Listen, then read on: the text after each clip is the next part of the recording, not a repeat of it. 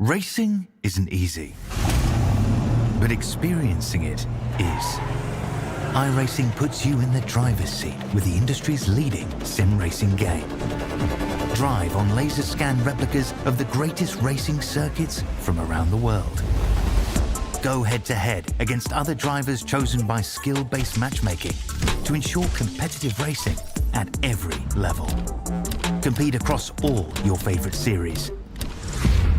In officially licensed cars, engineered to deliver the most accurate driving experience possible.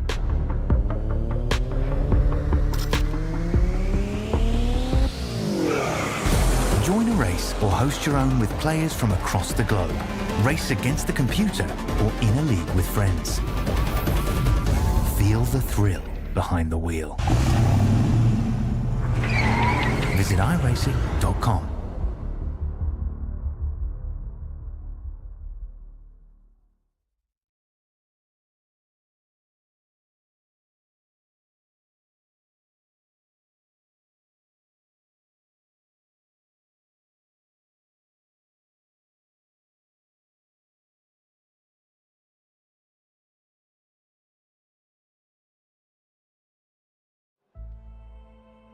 Welcome one, welcome all to SimSpeed TV for round 2 of the 2025 V8SCOPS season. We go from one French-speaking part of the world in Montreal, Canada, to the original French-speaking part of the world, that being France. We're at the Circuit de Nevers Magny-Cours in the locality of Magny-Cours in the French countryside, a former Formula 1 venue, very challenging layout, and for the first time in V8SCOPS history, it's looking a bit moist out there. Wet conditions on the circuit for Split 2 coming up first. Bringing it to you live on YouTube, Facebook, Twitch, and Kick. It's me, Reese Gardner, with David Haynes alongside me in the comms box, Jay Kennedy behind the scenes, handling production, bringing you these live pictures from the warm-up for the 21-lap race yet to come in Split 2. Well, David, this is a weekend of firsts, really. First time we've had a wet race in V8SCOPS, and the first time we come to the brilliant Magny-Cours circuit. So let's take a look. In France, Paris is up there, Bordeaux over there, Toulouse down there if you like Airbus aircraft. So they've got wine, they've got planes, they've got racetracks, and this one, it was the home of the French Grand Prix all the time that I was a kid growing up, learning about racing, learning about F1. It's been reworked a little bit. It's still popular and active, but hasn't hosted a Formula 1 race in a while. And this is the layout since 2003. Yeah, 2008 was the last time Magny-Cours hosted the French Grand Prix. It's a challenging start to the lap. Grande Courbe, the first corner there, 2 left-hand kinks leading straight into turn 3 at Estoril. It's going to be incredibly hard to look after those left side tyres through that part of the circuit. Turn 5 at Adelaide, probably going to be the best overtaking spot around the lap, as well as turn 9 just after the Nürburgring chicane. And then through Imola at turns 12 and 13, Chateau d'Eau at turn 14, one of the slowest corners on the track and not much space to run side by side. The Complexe du Lycée at turn 15 is certainly going to be a fun place to do a pass, but I'm interested to see how these cars are going to take turns 16 and 17. That chicane to end the lap, one of the most iconic parts of this circuit, and I think it's perfect for these supercars. Yeah, and then of course the conditions to go in with all of that. This is that final chicane where we're expecting they might launch across the curbs a little bit. We've also got to be careful of the weather. It's what we would call cold as a Queenslander and a Perthian. But that breeze, take a look at that. Nearly 30 kilometers an hour gusting from the south.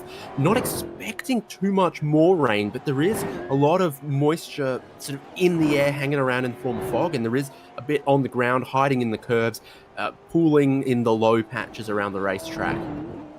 Yeah, indeed. So the drivers are having to tiptoe their way around this circuit at the moment as we keep our eyes peeled on the surroundings yet to come, as we make our way into Split 2 running for tonight. Got a couple more things to cover before we get into the racing action. The grid, of course, in Split 2 is set by pre-qualifying order, and it's everyone who could not make it into the Split 1 main game race. later on tonight. 21 laps on the cards over a 50-minute time limit. If there's a couple of safety cars, then we might stand a chance of going time certain. 50% fuel tank restriction with a single compulsory pit stop between laps 2 and 20. You can take fuel, you can take tires, you don't have to take anything really. All you got to do is just stop in the box and get up on the jacks, and you can immediately go again. But I would expect that drivers will want a bit more fuel in the back of these cars for stability's sake, and they definitely want to take tires. Yeah, certainly looking forward to all of that. Did have another look at the weather. No rain visible on the radar, but there is just tiny bits of it on the racetrack. That incredibly thick fog as you look from, anywhere on high. Any of the cameras that are going to look down the long straights here, you're going to see the supercars with their headlights on emerging through the fog. This is a circuit with that sort of really long straight from turn 3 and then around down towards turn 5 here. So you're arriving at really big speed into this hairpin braking zone. I think that particular camera right there is going to get some work tonight. Oh, it certainly is. You can really get a sense for the profile of the corner as well. Turn in nice and early. The track is actually quite wide on the exit, so it really tempts you into getting on the power early, but if you're able to line up a straight exit up the inside, you might be able to get a good run coming up to turn 9 through the Nürburgring chicane. Here down at Chateau d'Eau is James Chastaneuf, currently P1 in the practice session, and it looks like he is the only driver out there on dry weather tyres. He's giving them a go here. There's maybe a bit of debate over whether or not dry tyres will be usable at this point. Dylan O'Shea going to P1, and well, Shasty running deep at Lycée, and apparently that's not exactly the right choice of tyre for these conditions yet anyway. Yeah, absolutely keeping our eyes on it. It's on the column on the left-hand side of the screen. Live timing might tell you as well, and that's something to keep an eye on across all of tonight's proceedings. The wiper blade getting a little bit of action here, particularly when you're following another car, because obviously there's not really any rain falling from the sky, but there is 4 tyres on the car in front flicking it up off the road surface. You see the amount of throttle control that Dylan O'Shea had to use coming out of the hairpin there as he demonstrates the Nürburgring chicane. This is one of my favourite pieces of racetrack in the world. I'm going to take a lot out of the curbs here and then brake and turn at the same time into a steadily tightening hairpin at turn 9. You want to lay at apex it, get the car straight so that you don't spin up the tyres as you try desperately to turn right on the exit. This track has a beautiful flow to it, and while it was a Formula One circuit, it didn't really get a good rap over the time that it spent hosting F1. It's in the middle of nowhere, so to speak. It's far away from any amenities or facilities relative to other high-profile racetracks around the world, and depending on the kinds of cars racing here, it isn't always the best for racing, but I think in cars like this that don't have as much downforce, I reckon it's a brilliant track. It's got a lovely flow to it. I mean, unfortunately for this place, the most memorable racing that happened in F1 didn't happen during an F1 race. It was at the start of a qualifying session. So that kind of says something for that. But I mean, can you blame the racetracks of the early 2000s for the fact that F1 cars of the early 2000s couldn't pass each other? There are so many tracks you go, gee, not a great circuit. And then you see anything but F1 race there and you go, oh no, it's fine. Yeah, it's actually fantastic even. I will be a Magny-Cours evangelist till my deathbed. Harry Dodds at the moment, maybe swiping through Tinder, I don't know, from the Project 36 car. Just chilling at the end of the practice session. Doesn't seem to have set a time just yet.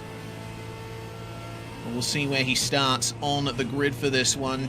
Shasty still out there on the dry weather tyres.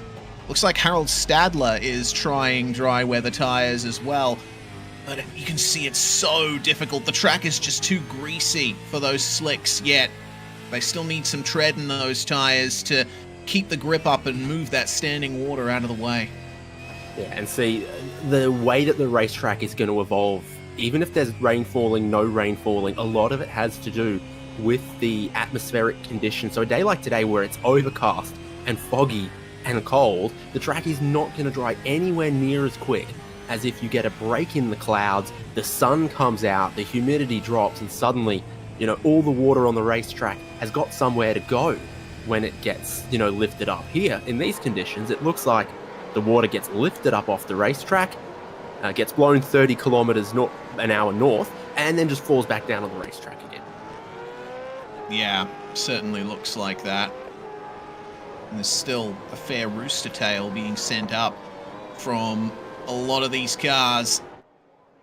Well, 4 and a bit minutes left to go in practice, and I think Shasti might have to call it on these dry weather tires. I mean, he's certainly wanting some practice on them if ever he needs to use dry weather tires in conditions like this, but very slim chance.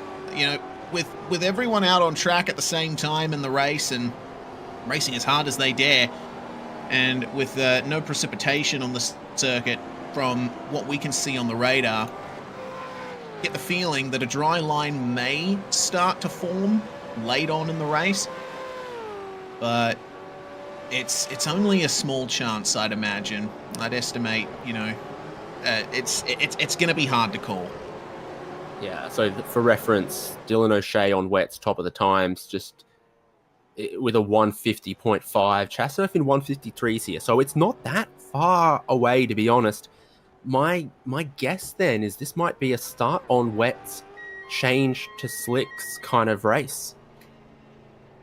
I imagine you're still going to see a lot of people start on wets, but they're going to have, do we go to slicks in their mind?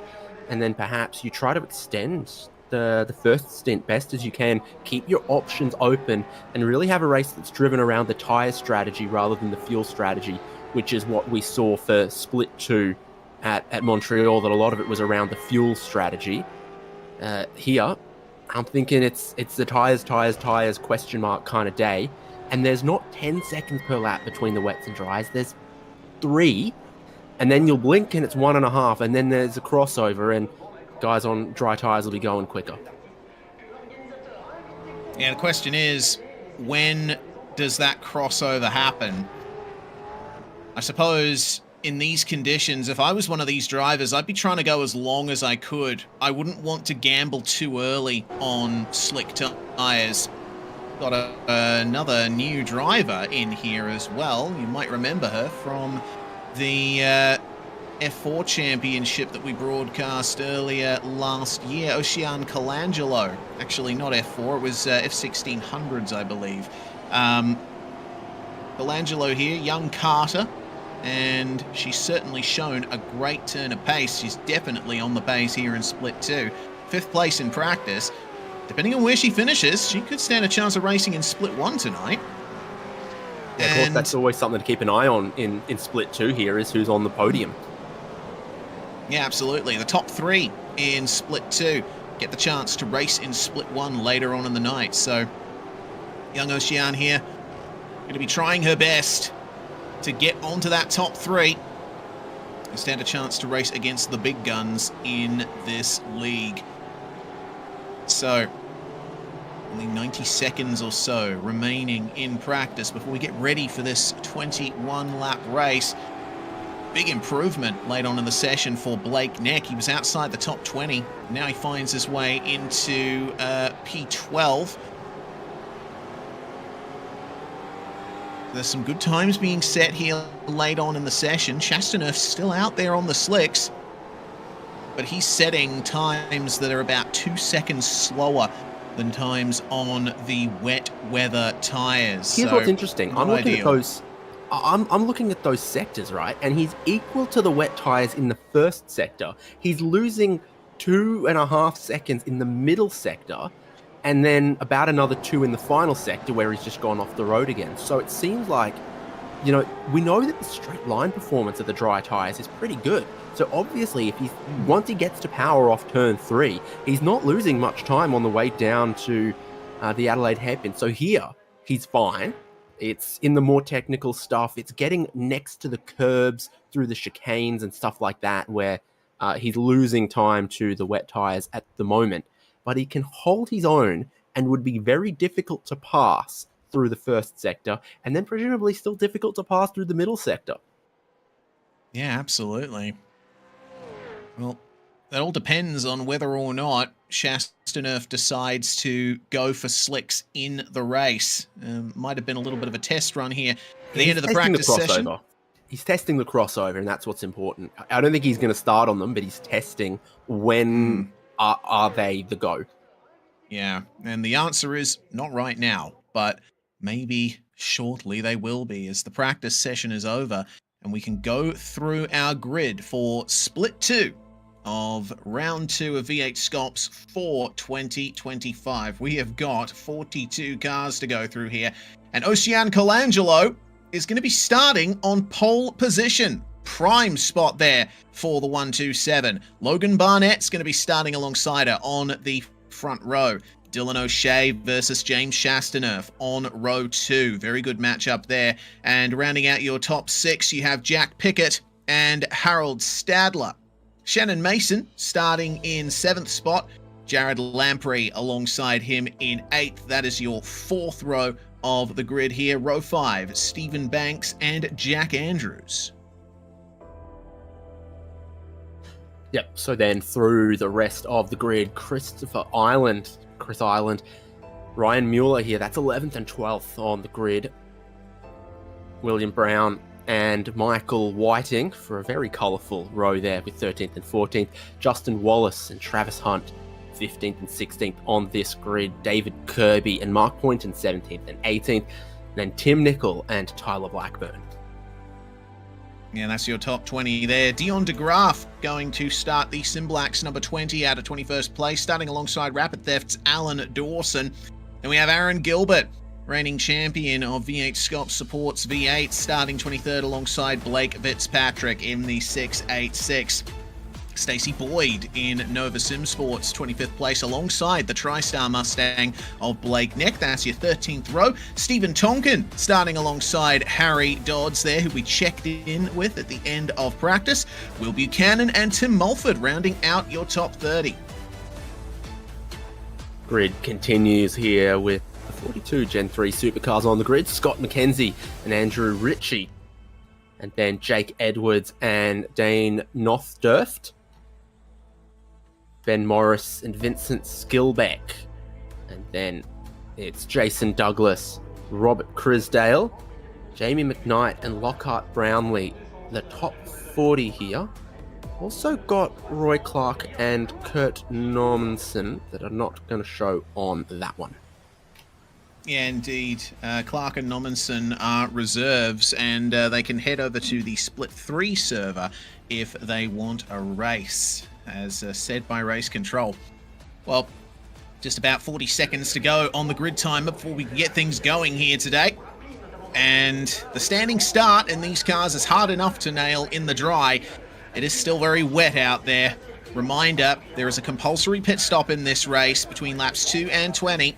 And question is, will the track be dry enough for slicks by the time drivers decide to pit? I think we're going to be seeing them stick it out on those wet tyres for as long as they possibly can. It's going to be an interesting race for sure. And I am seeing one driver, Poynton, 2 drivers, Morris, 3. And yeah, Poynton, Morris, and Jason Douglas I'm seeing as being on slick tyres here. No one in the top 20 though. This is going to be an interesting one here as the revs rise and we get ready to start things off for split 2 of V8SCOPS here at Magny-Cours. Ocean Colangelo on pole position, but she spins up the wheels off the start and Logan Barnett immediately goes to the lead. Colangelo down to 4th by the time they get to turn 1. Dylan O'Shea around the outside of James Chasteneuf will get into 2nd place as they make their way into Estoril for the first time. Crash or slide in the midfield. That's a car going off, one of the Mustangs. It looks to be Mark Poynton. Those slick tyres not working for him there. But Logan Barnett off to a good lead already as they're struggling for traction out of one of the fastest corners on the racetrack. Now it's down to the hairpin. Get on the brakes nice and early. You want to try and feel out the grip here. Colangelo looking up the inside of Shasti. Is there room for her to get the move done? A little bit of contact on the exit. as they're 2 by 2 through the midfield, 3 wide in the midfield as well. But it looks like a relatively clean run through for everybody. I was expecting a bit more carnage here on the first lap. There's still a lot of the first lap to go, Reese. Absolute car park there through the Adelaide hairpin. The drivers on slick tyres. You saw Mark Poynton dropping back. But some of the others, Jace Douglas has gained heaps of spots on this race start. So has Ben Morris. So I have not jinxed anyone, have I? Well, Matt's Poynton that's gone off there. Not nice for Mark. Jake Edwards and Jace Douglas battling a bit. Looks like Harry Dodds has had a problem as well. He's falling down the order. Not too sure what's going on for him there, but looks like a lot of side-by-side going on here. And in wet conditions, it's off the racing line, which is usually the quickest way around the circuit. And we're seeing drivers prove that time and time again. Bit more grip around the outside of corners and off the conventional line on straights. There's less rubber there. There's a bit of a rougher surface, more for the tyres to grip into as there's problems down there for Mulford, Douglas, Edwards and McKenzie. Oh, so it's not just fog in the air, it's dust and dirt now as well, as a few cars have come together there, and Tim Nicol has dropped a big chunk of spots. Yeah, this is not good for many of the drivers here. Looks like Ryan Mueller was one of the worst off here, down 16 spots to 28th position. As we keep our eyes peeled on Harold Stadler, he's lost spots to Ireland and Andrews, who are the biggest gainers in the top 10. 5 spots up for Chris. Jack is up 3 places, and William Brown rounding out the top 10, up 3 positions himself. Tyler Blackburn into 11th. A very good run for him. There's Colangelo has managed to get up the inside of Barnett. O'Shea has taken the lead. There's been something going on there up the front that in the midst of all the chaos, we were not privy to. Yeah, good move by Colangelo here. Logan Barnett now battling with James Chastanoff, who, of course, started on those wet tyres, trying to get his elbows out here to take a different line. Super long left-hander. Shea, 3-second lead now, and this is going to be interesting. Oh, yeah. Just no braking performance there. Very wide indeed, and well, Barnett lost the lead at Lycée at the end of lap 1. He ran a bit wide into the gravel, and Dylan O'Shea was right there to take advantage. So Logan Barnett, despite his lightning start, unable to maintain those grip levels as Chris Ireland tries to chase down Jack Pickett here. Pickett and Shasty now the only 2 drivers in the top 10 to still be in the same position they started. There's been a lot of chopping and changing throughout the entire field here. And our 3 dry tyre starters, 2 of them were up heaps of positions, and then Morris and Douglas were involved in an incident that's dropped them back, and I don't know if it's got to do with the tyres that they were on, but it's really set back that strategy, and everyone who started on wets are looking like the heroes once again. We'll be looking at when does that fuel window realistically open to get to the end on one stop, and is it changed to dry tyres then, or you take these wets really deep, expecting that the track will dry out later? Yeah, like I said in the warm-up, I'd be one of those drivers that tries to go as long as possible. I wouldn't want to be caught out on slick tyres on a track that's not yet suited to them. But it's those minute decisions that really make the difference in a round like this, and exit stage ultimately left affect your championship. Oh yeah, looked like oh yeah, that's one of the Phoenix Racing Team cars there. I believe might have been Jack Andrews. Yes, in the 092, going for a little bit of a run there into the gravel as we have a replay, thanks to ourselves at SimSpeed, of Mr. Aaron Gilbert with a problem down here at Chateau d'Eau. Oh, that's someone going up the inside of him there. He wasn't expecting that and got tapped around. That's what happened on lap 1, and God, the track was effectively completely blocked there. Yeah, so if that's the early one, then I think a few of the guys that got tangled up in the cars spun around sideways on the left-hand side of the racetrack. Nothing to do with their tyre choice. I think that strategy's been scuppered by random chance rather than conditions or unsuitability. So on board here with Dion de Graaf, who we believe is the car that caused all of that. It's on the brakes a bit too late there. and Aaron Gilbert had no idea he was coming. It all just happened way too quickly. You've already sighted your apex, you're already turning into it, and then a car just comes up on you. Early pit stop here for Jack Andrews, and I don't know if that's for damage or if he's just deciding to get his mandatory stop out of the way early here. It is within the pit window now, so if you think the track's not going to dry out, might as well get in there, change your tires now, and just circulate towards the end, and maybe you'll be able to pick up some more positions. The battle between Logan Barnett and James Chastaneuf coming to a head here. Chasty around the outside, trying to get onto the podium. Barnett with a tight turnout, but he straightens up the car nice and early. A little bit of a flick from Chastaneuf there as he's struggling for traction. Not even about the angle of the corner now. He was tight on the exit, but there was grip there to get the throttle open. And so wherever the grip is fast, not wherever's the angle that opens it up the most. And that's what we found out here between Barnett and Chastaneuf. Replay on board with Ben Morris here. This is coming across the line to start the lap, and oh my goodness, he was so late on the brakes. Turning around the 281, that's Will Buchanan that got spun around there. Actually looked like he managed to somewhat right himself in the midst of all of that, but still a little bit too hot into the opening turns here. So a few interesting gainers, and one of them's been Tyler Blackburn here. Started 20th on the grid, now running 9th, now pursuing William Brown as well. Blackburn has been really strong in these conditions, it seems. Looking to gain a couple more.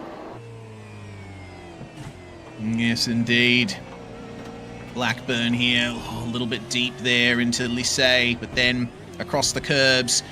Got to be careful not to unsettle the car too much, and usually in the dry you can run all the way across that curb, but in the wet it's the worst place possible to go.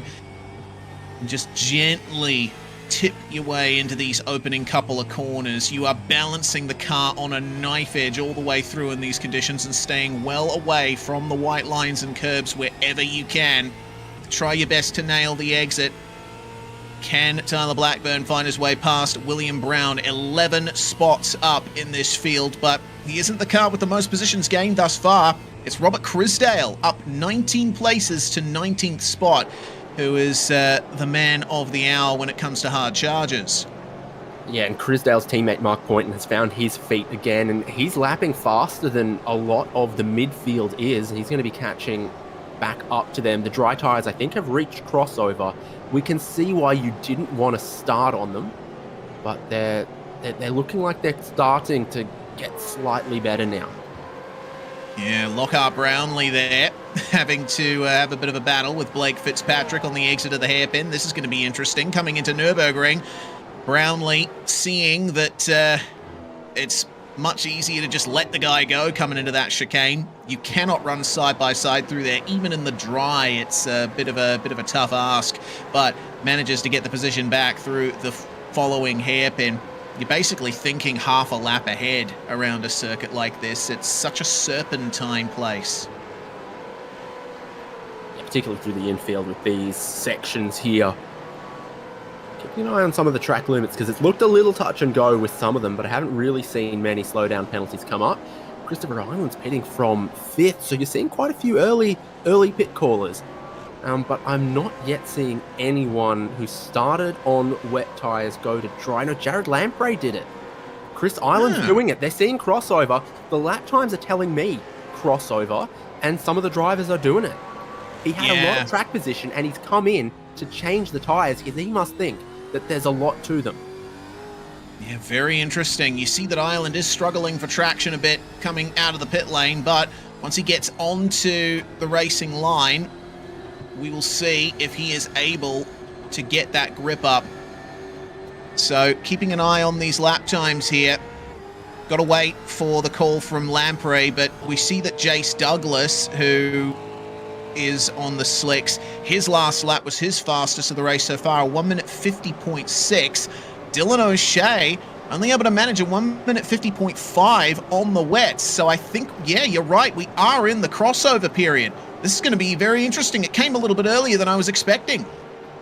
Yeah, see, I'd still hang a lap or two, keep some of that track position for a little bit, because you see the guys that are coming out on the slick tyres, particularly Ireland, who's pitted from inside of the top 10. Now he's got a battle against wet-tyred runners in 25th place for a little bit here. You just wait a couple more laps to make sure you're really on the side of the dry tyres are giving the most grip. You're not getting undercut right now by guys who've already made the stop.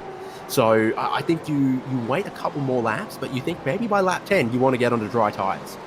Yeah, Chris Ireland just gaining 2 positions for free there on traction alone, so he's making those dry tyres work, though I do see that car is proving very difficult to control.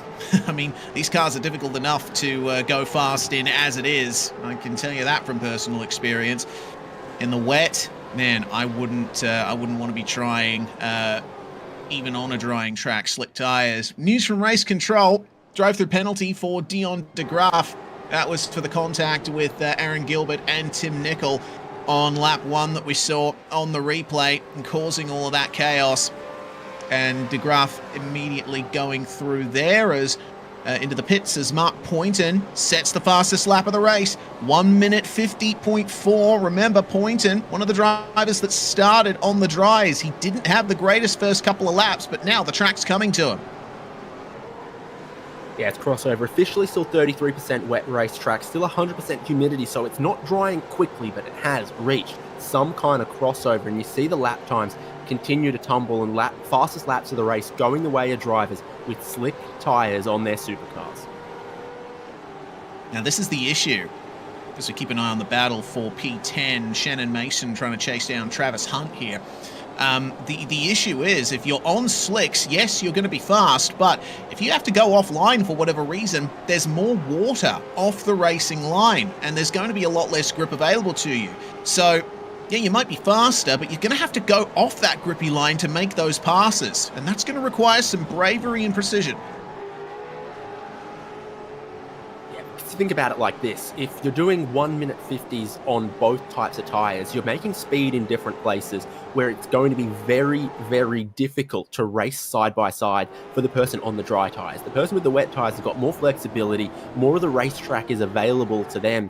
It's like if you're making the same lap time, but one car is faster in a straight line, one car's faster through the corners, the guy who's faster on the straights is going to be far more comfortable trying to maintain position, try to defend position in that situation. So you're looking for the dry tyres to be seriously multiple seconds per lap quicker for it to really help you cut through the traffic. And that's why I say, if you could be magically on dry tyres, you'd do it now. But if you've got to pit from wet tyres to go to dry tyres, wait a lap or two till we go further into the advantage of the dry tyres, and you're less disadvantaged by losing the track position. Did you see that lap from Chris Ireland just then? Checking in with Harry Dodds, you see how much he's focused on. So that's the 3 seconds a lap. Spin. That's the 3 seconds a lap advantage to the dry tyres. I was saying you want to see. Yeah, that's insane. That is insane pace from Christopher Ireland, and that should be the signal to everybody. Now is probably the best time to come in. We have Ireland. Look, he's passing them like it's nothing. Those tyres are up to temperature, and he is making great use of them. Practically playing on 50% AI.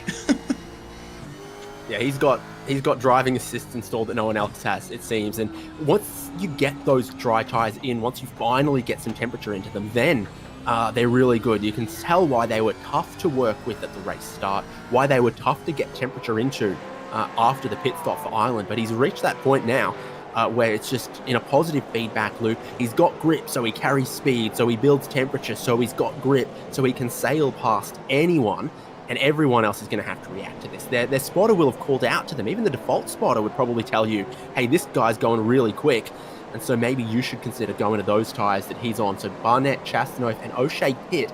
Colangelo stays out, and when you saw a three-way battle for second, third, and fourth, if that plays out for the whole race, only 2 of them can go to top split. Yeah, exactly. This is going to be interesting here. So Colangelo, Banks, and Blackburn staying out, and Ireland will fall up to P5. Slick tyres on for everyone who is coming to the pits. O'Shea comes out.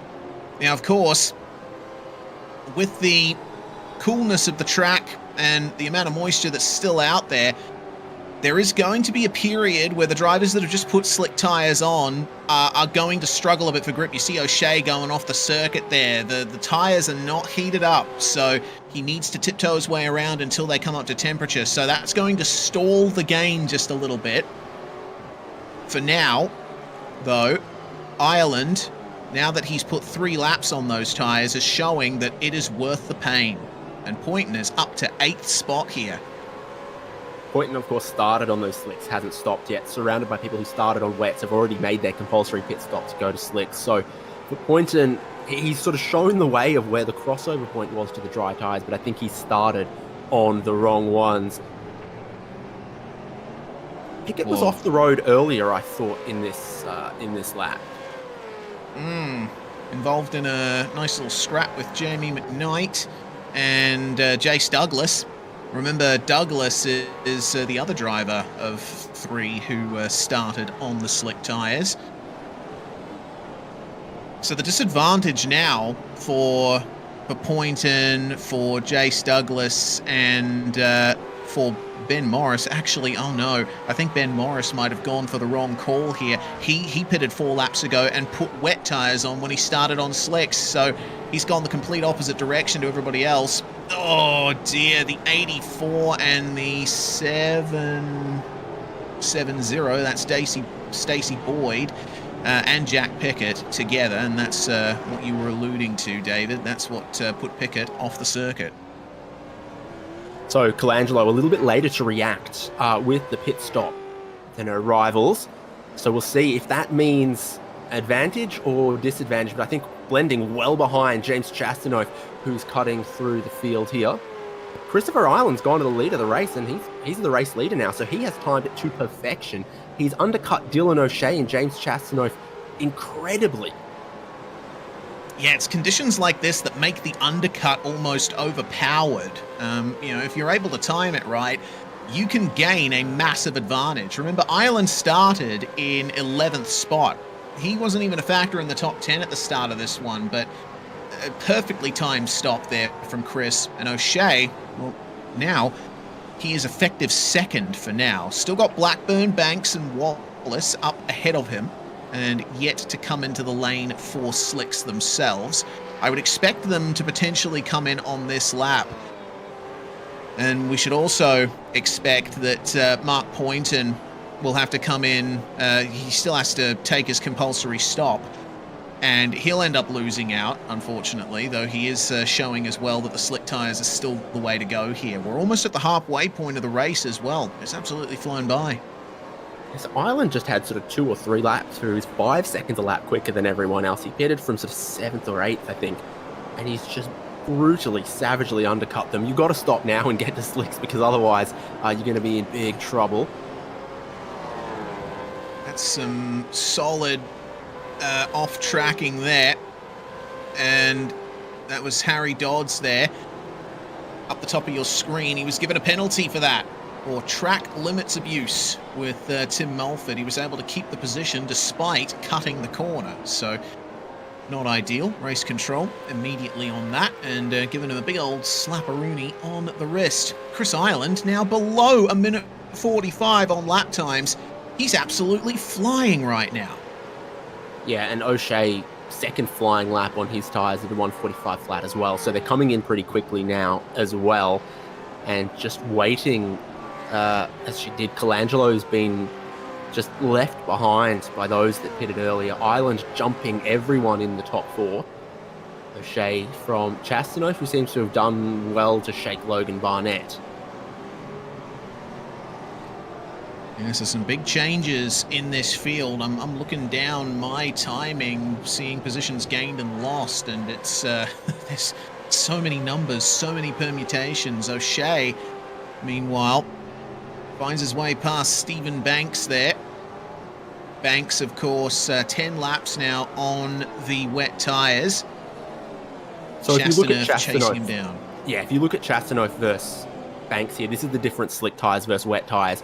Everywhere that you see Chastanoff just full car length is where the dry tyres are better. So you're about to see braking performance, not a whole lot different, but I think if the surface is dry, the traction difference is massive. Chastanoff's just eating him up. And Banks decides, yes, okay, it is time to come in, finally. And, well, we'll see the fastest lap go back to Dylan O'Shea for the first time in a while. 144.1. Colangelo now back up to 5th. Still a chance that she might be able to chase Barnett and Chastaneuf down, but she's got 5 seconds to make up to that battle, which is going to be a tough ask. She was able to get a time good enough for pole position in this split, but it's going to be really tough for her to make up that time in these conditions. Fitzpatrick and Brownlee still out there on the wets as well. You have to think surely now is the time for them to come in. They have they've tried to stick it out here on the wets, trying to protect themselves, but I think the best time to hang on a minute. Mark Poynton, he's just taken his compulsory pit stop and he's taken wet tires. Now that is curious. No way. I see it too, but as the saying goes, I don't believe it. Yeah. It's the same situation as with Ben Morris. Actually, they've gone for the inverse, and I think that might be a fumble from these two. It's clear that the dry tires are where you want to be. There's David Kirby going by Poynton. He's got 3 laps on slick tires now. And it looks like Harold Stadler's going to take him as well. Also 3 laps done on the dry tires. Yeah, the wet tires are the complete wrong tire to be on right now. Yeah, so if you're anyone who started on them and still out there, like Blake Neck, like Blake Fitz, like some other people who aren't called Blake, Jake Edwards, for example, now's the time. I mean, with the power of hindsight, the time was whenever Chris Island pitted. But after that, you saw the leaders pit 8 laps after being on their wet tyres. That was probably about the time. That's when we started seeing Island be 2-3 seconds a lap faster on dry tyres, well past the crossover point, and time to go to the quick and the correct tyre. Yeah, indeed. We saw Shannon Mason and Travis Hunt come in 4 laps ago. They stayed on the wets, and I think they might be regretting that decision now. So keep our eyes on Jared Lamprey and Tyler Blackburn. DPR versus Race on Oz, and Blackburn up the inside. 2 laps thus far on the slicks, and well, now we're starting to see that attribute of the slick tyres come into play in these cars right out of the box. They are quite quick. Of course, there is a bit of a delay thanks to wet and cold track, but fresh slicks beat slicks that are about 8 to 15 laps old thus far. Wind still above 30 kilometers an hour from the south, but no more rain really expected. Means the cows are probably standing up in the paddock, and we're standing up watching this kind of racing. Who's going to finish inside of the top 10? And of course, the podium for split 2 is oh so critical. Christopher Island with a strategy masterclass, 10 positions gained to get himself into the race lead. A comfortable little lead over Dylan O'Shea, who does have the fastest lap of the race now and resets it again. So O'Shea is flying. I don't think Chastaneuf's going to catch O'Shea, but Barnett might catch Chastaneuf. Yeah, certainly. That's another 2/10 being taken out by Logan Barnett. Chastaneuf will be looking over his shoulder very shortly. Lamprey versus Blake Neck now. Tyler Blackburn having cleared Jared Lamprey. Still got Blake Neck out there on the wet tyres. And, I mean, this is still really interesting from Blake. I mean, he's managed to hold on to a magnificent run up through the field. 17 places up from where he started. But he still has to come in for a stop. And lap time wise, he's being eaten up pretty significantly. There are a lot of drivers behind him doing 144s, 143s, while his last was a 148. Yeah, this is not an ideal place for Blake Neck to be in. But you never know. If he takes his stop now, he could potentially find his way back up through the field on the slicks. Or alternatively, now that we've only got about 7 laps to go, you could potentially just take, well, I mean, you will have to take fuel. Only a few laps worth, though, so it's only a very short stop. maybe just take the fuel and don't take the tires, save you some time on the pit stop, and he can just stick it out on those tires to the end, because I think at this point, the period for the slick tires to heat up would cost him too much time. No, I think by the second lap, you've got him under you, the lap times that I'm kind of seeing. We did see some drivers go sort of fuel only, no tyres at Montreal in the dry conditions. That was a gutsy strategy, an interesting strategy then, but this is totally different because he's got nothing for these guys. He's losing 4 to 5 seconds per lap. He's not going to pit. I have to wonder what Blake Neck's plan is. This is difficult to figure out because he is dropping like a stone now. Got Lockhart Brownlee right on the back of him. Brownlee's up 28 spots here. Make that 29 as he gets up the inside of Estoril and solidly gets the hard charger award.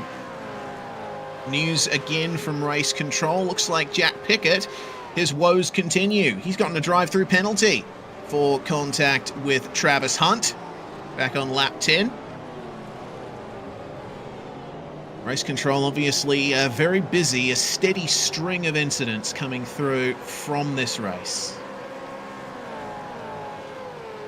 Yeah, I mean, you're always going to get that. It's split 2 racing, but then also you think about what the race start was like as far as the wet conditions increased the likelihood of this, but that's just something else. Yeah, and that's down at Chateau d'Eau, the very tight right angle corner. And it is a place where you can pull a move, but got to make sure that you're alongside the car you're trying to pass before you get to the apex. Chris Ireland out in the lead, and O'Shea is still faster than him, but looks like the actual gains have plateaued a bit. You see nearly a second being taken out on the last couple of laps, but then previous lap only 0.3 gained, and with a 6-second gap still remaining to the race leader, 6 laps to go. Even if O'Shea gets that second per lap advantage back, it's going to be tough to get by Ireland here. So Pickett serving his penalty. Blake Neck is taking his pit stop after 15 laps. I think with the number of laps remaining, Ireland just needs to lose not 1 second per lap. Because it's 6 to go. He's got a lead of about 6 seconds. So if you just say, I can lose 0.8 of a second per lap and I'll still have a comfy margin at the end, and O'Shea won't even be close enough to have a dig at me. You don't need to push too hard when you're looking at these margins. Chastanov seems to have found his feet again, and the last lap for Logan Barnett a little scruffy. 144.2 is almost a second and a half away from his best on these tyres in these conditions. So it's promising for Chastanov to stay inside of that top 3. Yeah, looking solid in car 427. Also, what was Colangelo's last lap time about?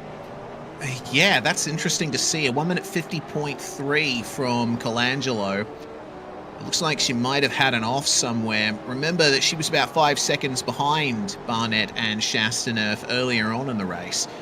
So for that gap to have ballooned out now to it's approaching 12 seconds. Obviously, she's maybe either having some trouble getting those slick tires underneath her, or maybe just a couple of mistakes here and there. So we're going to get a look. We're going to see why. Oh dear. I think there was rear locking there, and then it sort of led her to be on the grass, which of course has flipped around. So I think it wasn't just straight drove onto the grass and spun. It looks like there might have been sort of rear tyre locking, car got squirrely, and you're walking a very fine tightrope at that point. Yeah, you are. And these cars, traditionally, you have to run the brake bias very far to the rear. They do have a locked differential, and so when you're turning into a corner with no power, it induces a bit of understeer. So you need that rearward brake bias to get the car rotated on the way in. But here in wet conditions, it's a lot more difficult to manage. You can see drivers all over the place having to slide their car on the way in. Well, Blake Neck out on the slick tyres finally. Finds his way past Jace Douglas, though not without a fight back from Jace here. Up the inside, bit of contact, bit of biffo through Estoril.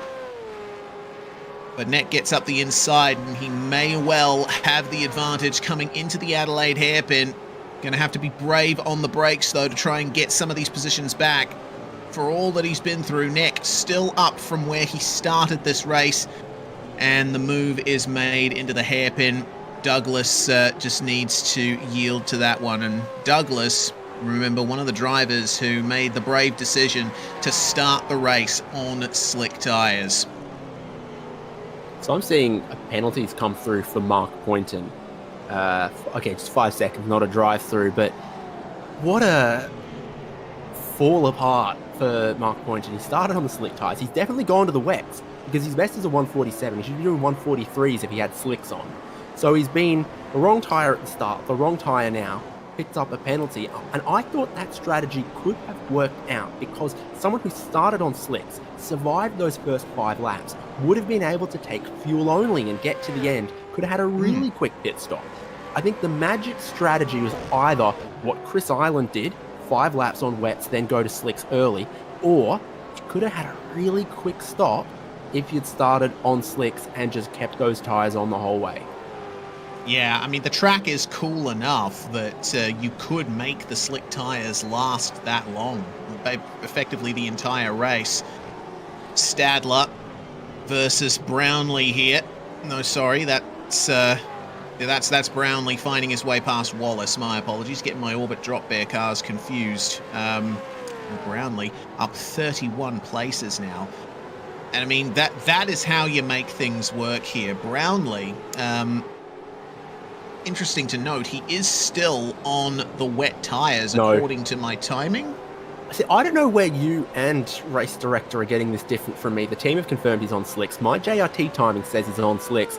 There is some inconsistency sometimes in the information that we get sent, but I'm pretty sure, and the lap times and visually what you see bears it out, that Brownlee started on the wet tyres and then pitted after 7 laps. So only a lap or 2 after Chris Island, the race leader. That's probably the good call. And when you saw when Island's pace was coming on, if you pitted and reacted to that, you'd be on the strategy that Brownlee is on, and you'd gain 20 spots, I reckon.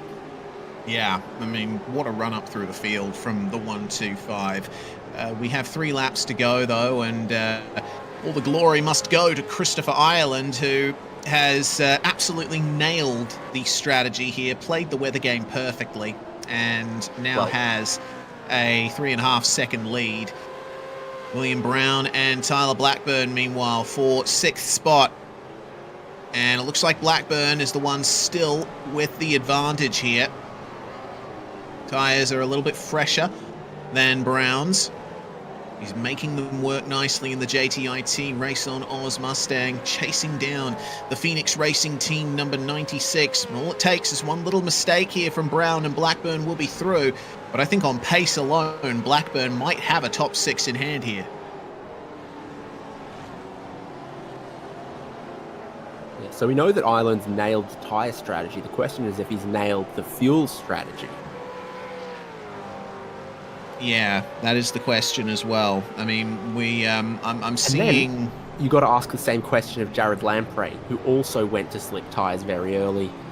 Jack Andrews, whose first stop was very early. Harry Dodds as well, pitted after 5 laps. A few of them are ones to keep an eye on. Well, according to head administrator Dan Yeaman, he believes that the cars can do 18 laps on a full tank. So looking at their pit stops, around about 10 seconds, that's going to be more than enough fuel to get to the end. So I don't think that they're in too much danger, but we've been surprised before. Just because the tyre change affords you enough time to take the right amount of fuel doesn't necessarily mean that everyone's put the right amount of fuel in. That's the tough thing to keep an eye on there. Closest battle inside of the top 10 is William Brown and Tyler Blackburn.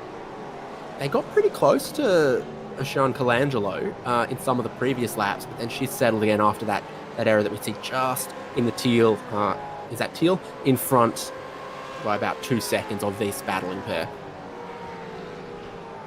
Worth pointing out as well, Dan's just told us that 18-lap figure was on a dry track, and on a dry track you will use more fuel because you're getting on the power a little bit later, a little bit earlier, and you are letting the car rev out a bit more on corner exits too. So multiple factors going into fuel burn here. In the wet, they would probably be able to do about 18, maybe 19 laps. Meanwhile, here comes a replay of the 9-1-2. Jake Edwards trying round the outside of Tim Mulford, but unfortunately gets onto the curb and the white line and goes for a big old spin at the hairpin. He won't be buying those photos. Certainly won't. Actually, he probably will be. That's my experience, is that people will buy pictures of you taking their car off-road. Indeed. Well, at the very least, throwing up some smoke. Look at that. 2 seconds in the last lap. Chris Ireland. Yeah, okay, well, he'll get to the checkered flag moderately safely on this one. But Dylan O'Shea really is showing the kind of pace that he's got. Yeah, I think Ireland's just doing damage limitation now. He knows that his tyres are around about at the end of their usable life in terms of lap time. O'Shea, meanwhile, just getting up to full send here on the final lap. On final spin there for Logan Barnett. And that's going to bring Colangelo potentially into contention for a top 4, but it looks like the gap's still too great. Ireland, meanwhile, holds off Dylan O'Shea, coming into Lycée. Just a couple more corners to go. Very easy to make a mistake in these last couple of corners, though.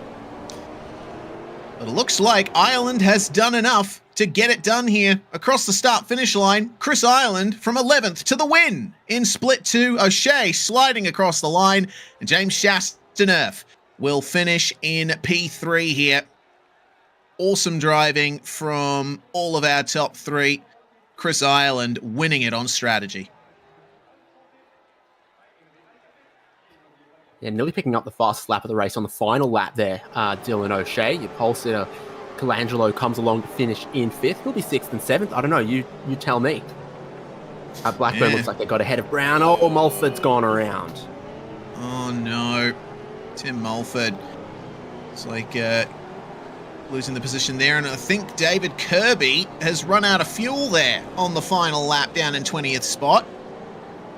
Now 21st, now 22nd, now 23rd. Oh dear. Kirby pitted after 8 laps, had a 10-second stop to change 4 tyres, but within that time has not put enough fuel in. Yeah, that's far from ideal there for David Kirby. And we'll see it here. The car starts to choke on its way out of turn 9 and 10. And he's going to have to bump start that thing to the finish if he even gets to the checkered flag. I don't know if he'll be able to here.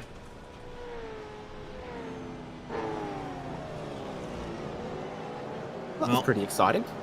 It was. A very interesting start to the night here at Magny-Cours. As we said first...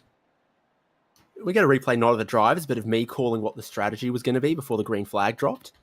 Yeah, certainly. I think you should put that one in the archive there, David. Good call. Well, here are your results then. The first wet race in V8SCOPS history sees Chris Ireland take victory ahead of Dylan O'Shea and James Chastaneuf. They will likely all make appearances in Split 1 later on tonight. Logan Barnett and Ocean Colangelo, the drivers that started 2nd and 1st respectively, have to settle for 4th and 5th. They didn't quite get the strategy right here today. Tyler Blackburn and William Brown, 6th and 7th. Lamprey finishes in 8th spot. Lockhart Brownlee up 31 places to P9, ahead of Justin Wallace, who rounds out the top 10. So it's Stephen Banks, then Michael Whiting, Alan Dawson, pretty close in that group there, 11th, 12th, 13th. Harold Stadler, Aaron Gilbert, Andrew Ritchie, Harry Dodds, Jack Pickett, Blake Neck, and Jack Andrews. It's our top 20. 21st place, up 16 spots for Jace Douglas, who started the race on slick tyres. He made it work as best he could. Unfortunately, got caught up in a couple incidents on the first lap. If that weren't the case, he may have had a top 10 in his sights. Finishes ahead of Stacey Boyd and Blake Fitzpatrick. Ryan Mueller is going to finish in 21st spot, with Shannon Mason and Mark Poynton getting a penalty there. Poynton also could have made the all-slick tyre strategy work, but got a penalty on the way. David Kirby, he's classified 27th after, unfortunately, running out of fuel on the last lap. Rob Crisdale finishes 28th spot ahead of Tim Mulford and Stephen Tonkin. And then the rest of the drivers here, Travis Hunt, Will Buchanan, first off the lead lap, Dion DeGraaf, Dane Northdurft, Vincent Skilbeck, Tim Nicol, Scott McKenzie, and Jake Edwards. It's pretty much retirements, unfortunately, those 6 laps down for Jamie McKnight and Ben Morris. Yeah, that's your 40 cars that took to the start here today in V8SCOPS Split 2. Well, that concludes the first section of racing action for tonight's broadcast, but do not go away. We've got plenty more still to come. Split 1 action here in round 2 of V8SCOPS for 2025 here on SimSpeed TV.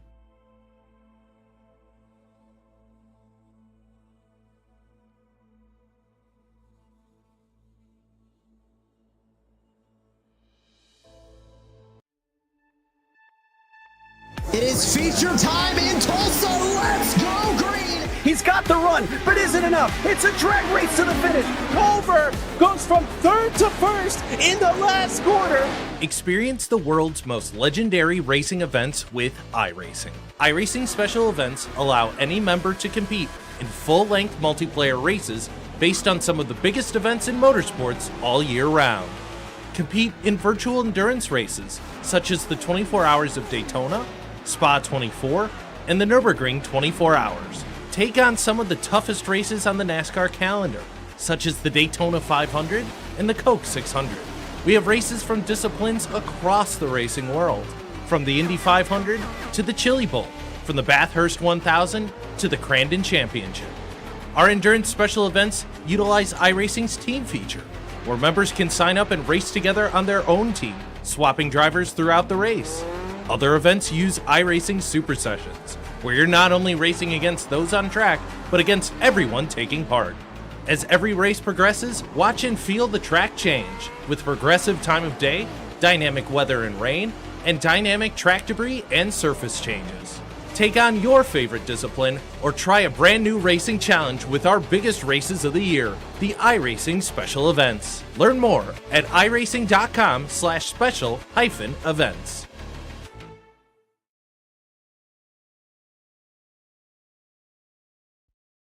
Racing isn't easy, but experiencing it is.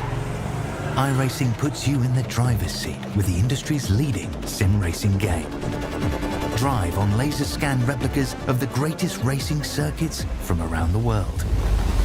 Go head to head against other drivers chosen by skill-based matchmaking to ensure competitive racing at every level.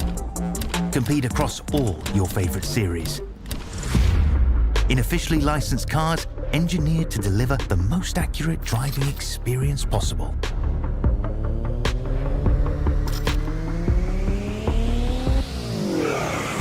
Join a race or host your own with players from across the globe.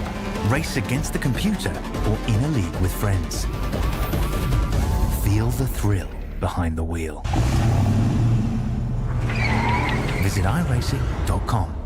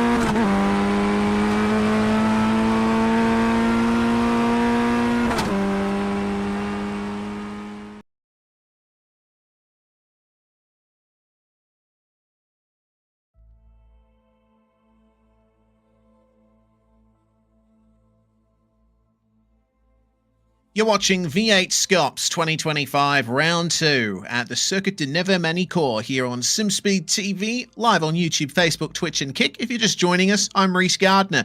David Haynes with me in the comms box. Jay Kennedy behind the scenes, bringing you these live pictures. Well, we've come off a very entertaining conditions-decided strategy battle in Split 2.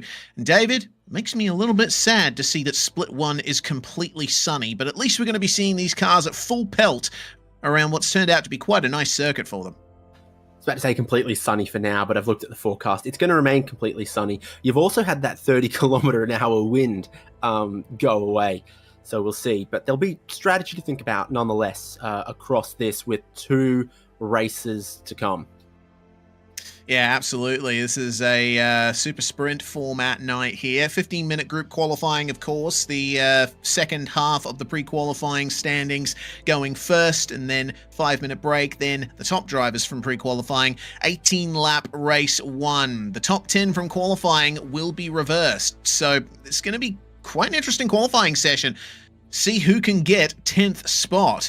No compulsory pit stop for that 18-lap race either, so it's going to be sprinting all the way to the end. 35 laps for race 2, with the grid totally set by qualifying. Single compulsory pit stop required between laps 2 and 34 with 80% fuel tank capacity. So it looks to me like considering 50% fuel tank cap was worth 18 laps in Split 2 in dry conditions, I reckon we're going to be making it around about 20 to 23 laps, I'd say, on a tank in race 2. So, bit of an interesting window there. Yeah, that'd be pretty broad through the middle of the race, wouldn't it? And what you see with a qualifying session that determines the grid for 2 races is that a mistake in qualifying is not something you're going to want to have. If you've got top 10 pace, you want to be in the top 10. You don't want to be starting 30th both races if that's not what your pace and your expectation is. Well, we check out the schedule, what has been run and what is yet to come. We are only a single round down, single 200k race at the Circuit Gilles Villeneuve to start the season at the start of the month. We're here at Magny-Cours, and then we have to wait over another month past Anzac Day to go to Watkins Glen for round 3, and that is a split sprint, 2 100k races. Sebring for round 4, Belle Isle for round 5, Road Atlanta round 6. We go to Hockenheim for the first time, as well as Navarra. Plenty of new circuits making appearances on this year's calendar. Final 2 regular rounds going to be Okayama and Motegi. And then we have the Enduro Cup to round off the season in September, October, and November. Phillip Island, Mount Panorama, and Sandown to round things out for 2025. It is a long and tough season, and this is how things stand coming out of the first round. Brady Myers taking victory for Trans-Tasman Racing. It was a podium lockout at round 1. Jake Maloney and Josh Anderson, Trans-Tasman Racing, all in those top 3 spots. Rayan Leonage with a strong race into P4 ahead of Job Stewart. Jake Burton, P6. Madison Down, 3-time champion of this series, in 7th spot in car 77. Isn't that nice? Andrew Dyson and Bo Albert. Bo would be hoping, for Andrew Dyson's sake, that Andrew would have been 9th place, because then the 999 would have been in 9th. Jordan Ross rounding out the top 10 in the championship standings. And it is only one round in, David, but looking at these team standings, Trans-Tasman Racing easily having a pretty solid advantage coming out of this first round. Chiefs Esports Club, meanwhile, we need to keep an eye out for them, because their round 1 didn't quite go as they wanted. No, and then they're super close with Synergy Sim Racing there, aren't they? DPR and Phoenix, also pretty close with Vermilion Esports, 95 Sim Sports, Orbit Drop Air Motorsport, and WKNP is that top 10. Yeah, it's about having multiple cars that can run up front. Yeah, the top 2 drivers from each team score points here. So you will see teams like Trans-Tasman and ERT that have upwards of 4, maybe 5 drivers competing in Split 1, but only the top 2 finishers will score points. So at the moment, TTR, the one with the advantage, they are one of the oldest and most successful sim racing teams in the scene, and they'll try and reclaim some more of their glory here in the French countryside at the beautiful Magny-Cours circuit. 9 minutes remaining in the practice session. Let's have another look here at this French serpentine, almost looking like a pelican's head in profile. It's been around since the 1960s, 1970s, actually, when it opened as the Circuit Jean Bera. The original layout of the circuit comprised the start-finish straight and the first turn, but then a hairpin to bring it round to the exit of turn 11. And then turn 12 was a solid right-hand kink to bring it back around to another straight and bring it back to a right-hand corner at turn 17 to bring it back onto the start-finish straight. That was what this circuit originally was, but it was extended, reprofiled, massively changed for the 1991 French Grand Prix. And aside from a chicane being removed at turn 5, the layout stayed roughly the same ever since, aside from some reprofiling in the final sector. It's a fantastic circuit in many different cars, and it really challenges the drivers. Yeah, and I'm noticing that Turn 4 Golf is named after what you can do outside of the circuit there. Not sure that Estoril or Adelaide are going to teleport you to Portugal or South Australia. Same will be said of Turn 12. But yeah, what we've seen it in Split 2 action, and you've got long, sweeping, loaded corners to open up the sector, the first sector of the race, and then a big stop, some tight corners through 5, 9, and 14, and even at the end of the lap as well. So it's got a bit of everything, and it's pretty Goldilocks at 4.5 kilometers as well. Yeah, indeed. Well, there's the conditions as we follow Jake Burton around. The exit of turn 3, 23-degree track temperature, and that is right in the Goldilocks zone, as it were, David. These cars do like a cool-ish track. Make sure that those tires don't overheat too quickly. They will overheat regardless with the nature of their construction, but if you can prolong the life of these tires on pace, then that'll certainly benefit you. But it is nice and sunny here for Split 1 action, far and away from the grey and the fog that we saw in Split 2. Yeah, so just a flat out, straight up sprint for the first race, 18 laps of no compulsory pit stop. So that's going to be interesting and potentially quite qualifying dependent. So in this practice session right now, I don't know who's sort of doing their quali sim, who's doing whatever else. It's James Scott who's up the top from Jake Maloney and Zach Rattray White as far as the fastest lap times are concerned. So they'll want to be inside of the top 10 when we get to qualifying as well. Now you really see them using the curbs at the final chicane there. I think that's a fantastic camera angle. And it's always good to come to a racetrack where you see those brutal kinds of curbs that we often see these cars being lobbed over in the real world. Not many of them here at Magny-Cours, but for now, find our way through to James Scott for Chiefs Esports Club. Now, he had potential to come away with a fantastic start to his title defense at Montreal, but very tough going for Mr. Scott in that Camaro. He's going to be looking to bounce back here at round 2. There he goes, negotiating that final chicane. I really enjoyed the wet racing, but I tell you what, seeing how much they launch that final chicane in full dry conditions, super exciting to keep an eye on. What's James Scott up to here as top of the practice session? Is this going to be more quali sim stuff? He's just set the fastest lap of the session. Maybe he's going to try to go back to back. Definitely want to watch in qualifying, no doubt. Oh yeah, for sure.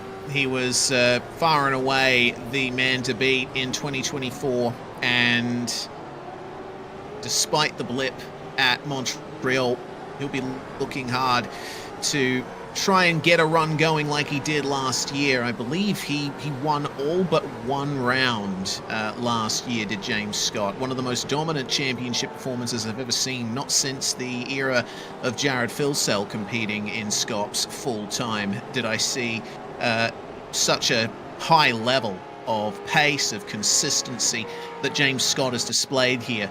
Well, we'll see how he goes to the end of this lap as Jake Burton improves, goes second place with 4 minutes to go in the session. 1 minute 40.4. That's pretty close to what James Scott managed to set.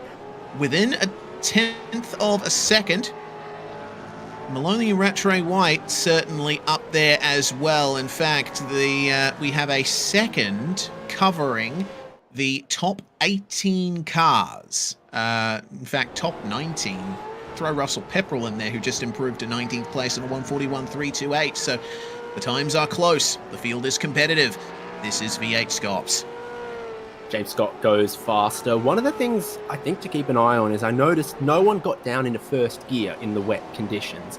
But I think I saw James Scott maybe use first through the Adelaide hairpin. It's super slow. Minimum speed through there is sort of down towards 60 k's an hour. So I think we'll see a little bit more of that in these high grip dry conditions, because it's dry, it's sunny, but it's relatively cool in the air, relatively cool on the track. It's about the peak of grip, which makes it very, very different to everyone who tried to start split 2 on dry tires, which is about as far away from grip as you can get. Indeed.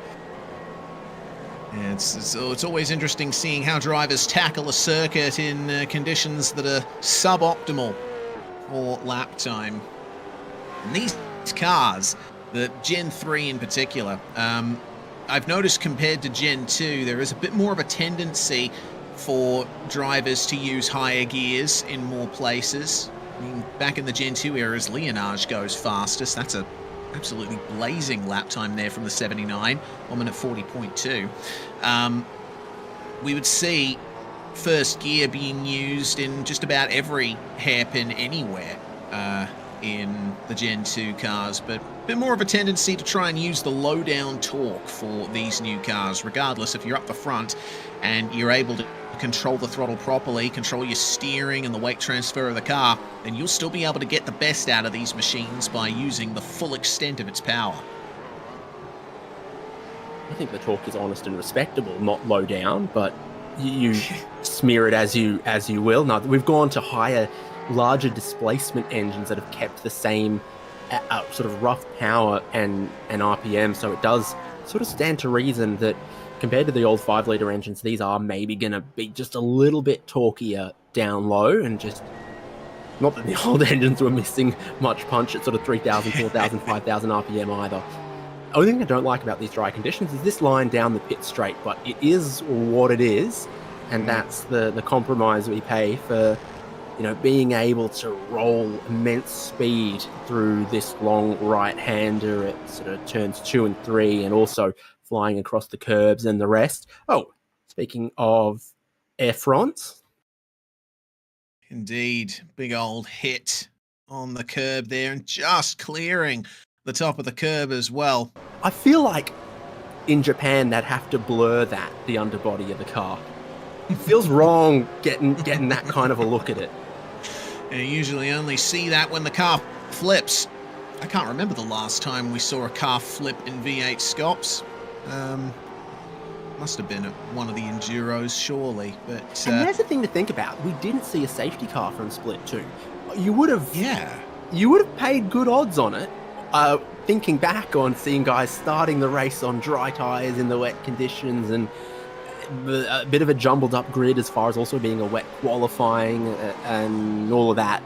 But we didn't get one. So are we going to see it from the big boys of Top Split, of Split 1, of V8SCOPS with 2 races to come? Are they going to manage to bring out a safety car? Because what you need for a safety car is you need someone to blow their motor, basically. And it didn't happen in the last race. Yeah, drivers are really taking care of their engines, I think, in the very slippery conditions we saw in Split 2. Well, we can put all that behind us for now and see qualifying begin for Split 1, a 35-minute session.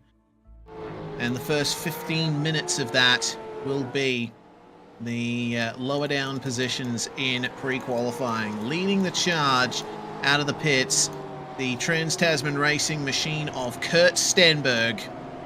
As we've said many times before, not least at round 1, the most experienced driver in V8SCOPS history. One of the most consistent finishers as well. Certainly had a good performance at Montreal. He was one of the drivers who went out in the first group in qualifying then as well. So let's see what he can do here. Stenny's lap time in practice was a 1:41.4, and that's way down the field, in fact. It's more than like 1.2 seconds off the fastest time set by Rehan Lienage. But of course, we don't know if that's Stenny's actual qualifying pace. He might have been doing a race run during practice. This is where we'll truly see how fast he is.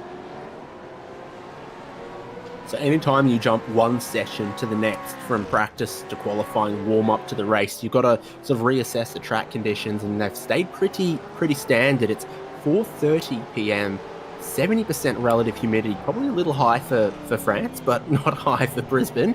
And yeah, the wind's picked up just a tiny bit, but the track temperatures are still very much in that sweet spot, 21.7 degrees Celsius. So 1 lap of tyre warm-up, I feel like is probably good enough. And if anything, Stenberg might want to keep those temperatures and pressures down as he's tippy-toeing a little bit. And now you're going to look to fire it off, pick up speed. Timing line starts there, and we're on the first flying lap. all the way over the curbs here on the way into turn 1. You can use all of it and then some. Hit the apex at turn 1, just blend it through turn 2, and then balance yourself on the edge of grip here. Go a bit wide through Estoril and then bring it back in to the right-hand side of the circuit, all over the curb on exit as well. Trying his best to get the power down. A little bit of a slide there from Stenny. And then there's the long stretch up to the Adelaide hairpin, flat out through this right-hander, and then get on the brakes hard. This is going to be the main overtaking opportunity on the circuit. Stenberg all the way down to 52 k's an hour at the apex of this corner, and then hard on the power again. Used to be a chicane in this area of the circuit. It was removed for 1993, I believe. And then through the Nürburgring chicane. Use all of the curb as much as you can. Don't get an off track though, you'll get a brutal slowdown penalty. And then try and stay middle of the road. You can't see the exit of this hairpin. Has to be straight on the way out. Be careful of the raised curb on the right there. That'll easily grab you. Then up to Imola. Fast left-hander through this right initially, and then balance it on the power. Try and bring it back over to the left side of the circuit. Open up the turn in for Chateau d'Eau. A little bit of oversteer in the middle of the corner for Stenny, and you're turning still on the exit. That corner never seems to end. Just flat out through this left-hand sweeper on your way up to Lycée. The final couple of corners at this circuit. And then balance it on the power, over the curb, squeeze the throttle, try and keep the car as straight as you can. And that's the end of the lap right there. 1:41.2 for Stenny. That's a great time. Corey Preston's got himself a black flag. Dylan O'Shea had a slowdown penalty, so a few of them on the first lap, not going banker, but really going to push the limits somewhat. Darren Lobb goes to the top. He had a handful of purple sectors. Brett Loxton's gone and stolen one of the purple sectors away from him. I think we're going to see this track evolve, and we're going to see those times continue to tumble. Yeah.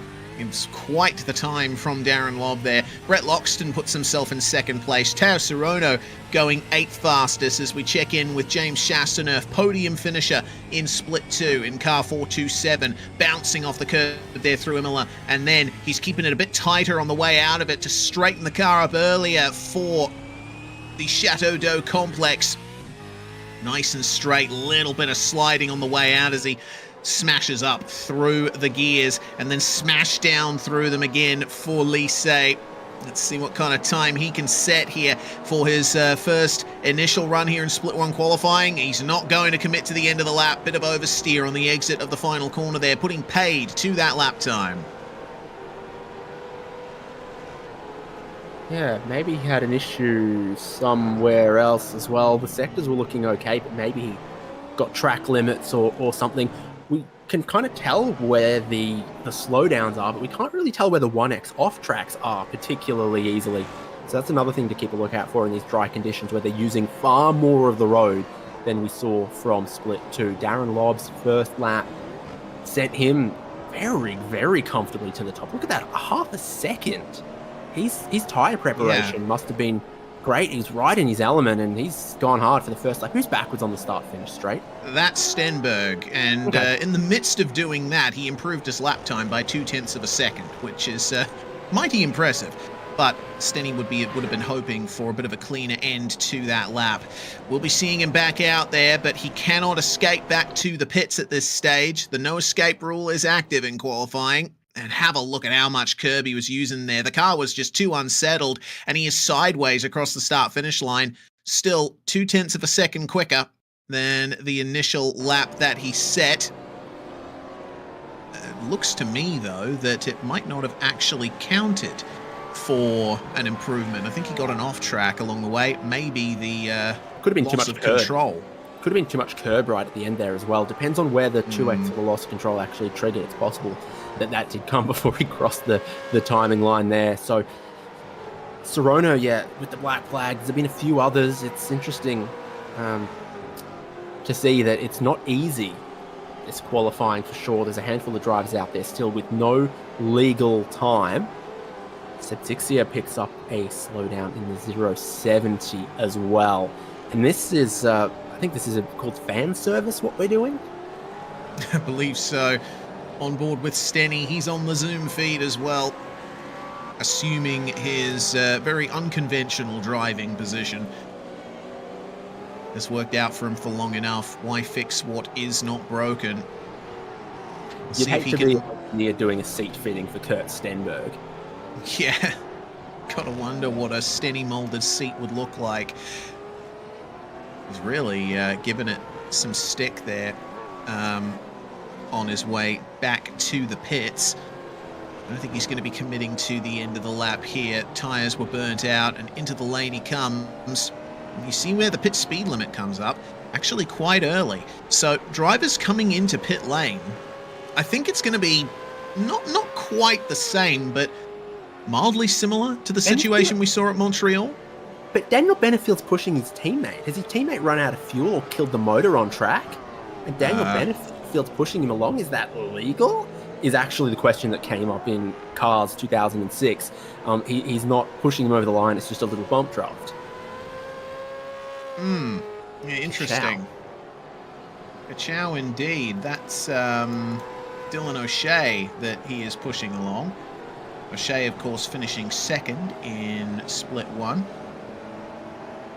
And of course, you got to remember, if a car is basically out of engine or out of fuel in a qualifying session and they have to pull over, they can't make it back to the pits under their own power, they have to request a tow from race control and they're out of the session. Well, Benefield was pushing O'Shea around the circuit and it managed to get him back to the pits. So, yeah, that's interesting. I wonder if race control will have anything to say about that. We can both quizzically stroke our chins with that one, because you're right. I think it's entirely possible that if Benefield hadn't pushed O'Shea, O'Shea would be out of this qualifying session. O'Shea's second right now with a time that he's going to need to defend. There's a lot of PB sectors from others as they're sort of getting into their second runs here. We're all stroking our chins as well, apparently, because the director is as well. Yes, and so is race control. They are going to be checking the rule book to see if the former no outside assistance rule is still in the rule book. So let's see on that one. Regardless, turn our attention back to lap times, because Paul Young's about to set one here. 141.1 puts him up into P5 as the next raft of lap times will soon be upon us. Seb Tixier to the finish. Man with a French name at a French circuit. This is going to be the start of a lap here for the Mustang driver. Tixier certainly can be quick on his day. He is no stranger to cars that are difficult to drive. Usually find him on Saturday nights at Australian time in the Lotus 49 Grand Prix Legends series. So still improvements to be had out there. Russell Pepperell has gone to third. First name and surname both ending with the double L, and he's into the top three. Ken Latter is on a flying one. Kurt Stenberg is up on his next attempt. So I think this is probably going to be back into the pits on this lap for Pepperell, but there are some other cars on flying laps that I think could go into the top five. Yeah, indeed. This is, once again... Double headband setup going on for Pepperell here. Yeah, I'd get a headache. Too. I'd get a headache, that much pressure on my skull. Yeah, indeed. Well, maybe either or both of them is just loose enough to allow a little bit of comfort. Well, Young, having completed his lap time here, will likely be sending it into the pits from here. Tixier, meanwhile, coming towards the end of the lap. 141.3 for Tixier. And that will be 14th for the time being. Looks like he might be either gearing up for another lap here or sending it back to pit lane. He is committing to the end of the lap, and it looks like he might just get across here. That was an improvement. That nets him 4 positions as Kurt Stenberg behind him makes a massive improvement. Into the 1 minute 40s for Stenny. He's second. Yep, 3 PB sectors in a row for Kurt Stenberg. Also saw Brett Loxton, I think, make a little bit of an improvement. He was just ahead of Tixier on the road. We follow Tyson Broad across the line, 17th, and he goes across the line. And I think he's just prepping to make this a flyer. Yeah, okay. So let's see how the lap turns out from here for Broad. run out wide. It's always difficult to tell exactly what's going on with a car there. Big slide on the exit of turn 3. Sapstead with a massive improvement as well. The 81 now provisional third. Great improvement from William Sapstead there. But Broad suffering a little bit in a straight line thanks to that slide. Turns it in all the way over to the lock stops through the hairpin. It's a very tight corner. But it's looking, other than that, pretty clean so far. I don't know if this is going to be an improvement on that 42.5 for him unless he can pull out something special here in the middle sector.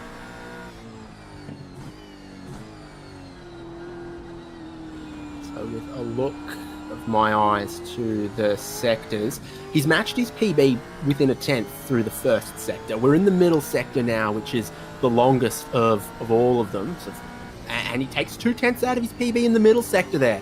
So this is up for Tyson Broad. As he looked after them a little bit through that first sector, still pushing on right now. Doesn't want to over push this car, but if he could just jump a couple of spots, it'd be very useful. It certainly would. Find our way through to the final 3 corners of the lap, and Rear locking, big slide. Yeah, and have a couple of goes at that. He's going to commit to the end of the lap. But I don't know if this is going to be faster. It actually is, by quite some margin. That's 1.2 seconds taken out there. Tyson Broad up to 12th place. Well done to you. Billy Mole for WKNP and Corey Preston making his return here. It's been a while since I've seen Corey Preston in a V8SCOPS session, and wow, what a return. Second place, 1 minute 40.7. Meanwhile, some without times. Freeman, Christopher Island, they're on circuit and haven't set a valid lap time yet. Freeman is just starting one now, I'm pretty sure. Dylan O'Shea is just finishing one. Yeah. Daniel Benefield following him. And speaking of O'Shea and Benefield, we've been told by race control that the no outside assistance rule did not survive the rewrite of the rulebook ahead of the start of last season. So may be looking to re-add that in the future, but considering that it is not actually a part of the rules at this round, I think O'Shea and Benefield might have gotten away with it, but maybe only just this one time. It's super niche as well that you'd ever try that and get away with it, because if O'Shea's got no fuel and can't use the loud pedal and he's relying on his teammate to push him along, he would still be liable for impeding if he got in anyone's way. So suddenly you're in this really complicated situation where you and your teammate pushing you both need to be able to coordinate to not interfere with the nearly 20 other cars out there. There are other rules that would get you in trouble trying to do that if you did it wrong. Yeah, so a bit of a lucky escape for the 9-5 duo as Billy Mole improves to 12th place. Russell Pepperell in the KSR Camaro, 1 minute 40.8. That'll grant him 2 extra spots up to P5. Checkered flag is out for Q1. Now we see if Thomas Freeman will commit to the end of the lap. He will not. Down to the pit lane, and oh dear. Last time we saw Corey Preston, there was a front bumper on that Mustang, so he's run into some trouble. Dylan O'Shea running into a bit of trouble as well. Rear lock and big slide into Lissay. He's going to make his way into the pit lane from there, but still third in Q1. Not bad at all. Teo Sorono, see if he can make any improvements here at the end. 141.3 was his time. It's now 141.1. And so Sorono gets into 11th, and Chris Ireland, our split 2 winner, gets into P17. Daniel Benefield will not be able to fight back on him.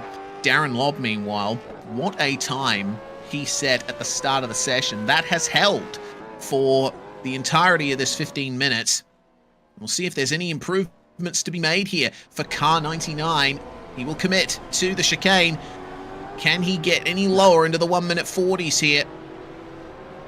Ultimately, it won't happen. 141.0, but still an impressive time from Darren Lobb. Loxton improving to third, and that's going to be one of the last cars there to make any kind of improvement in this session.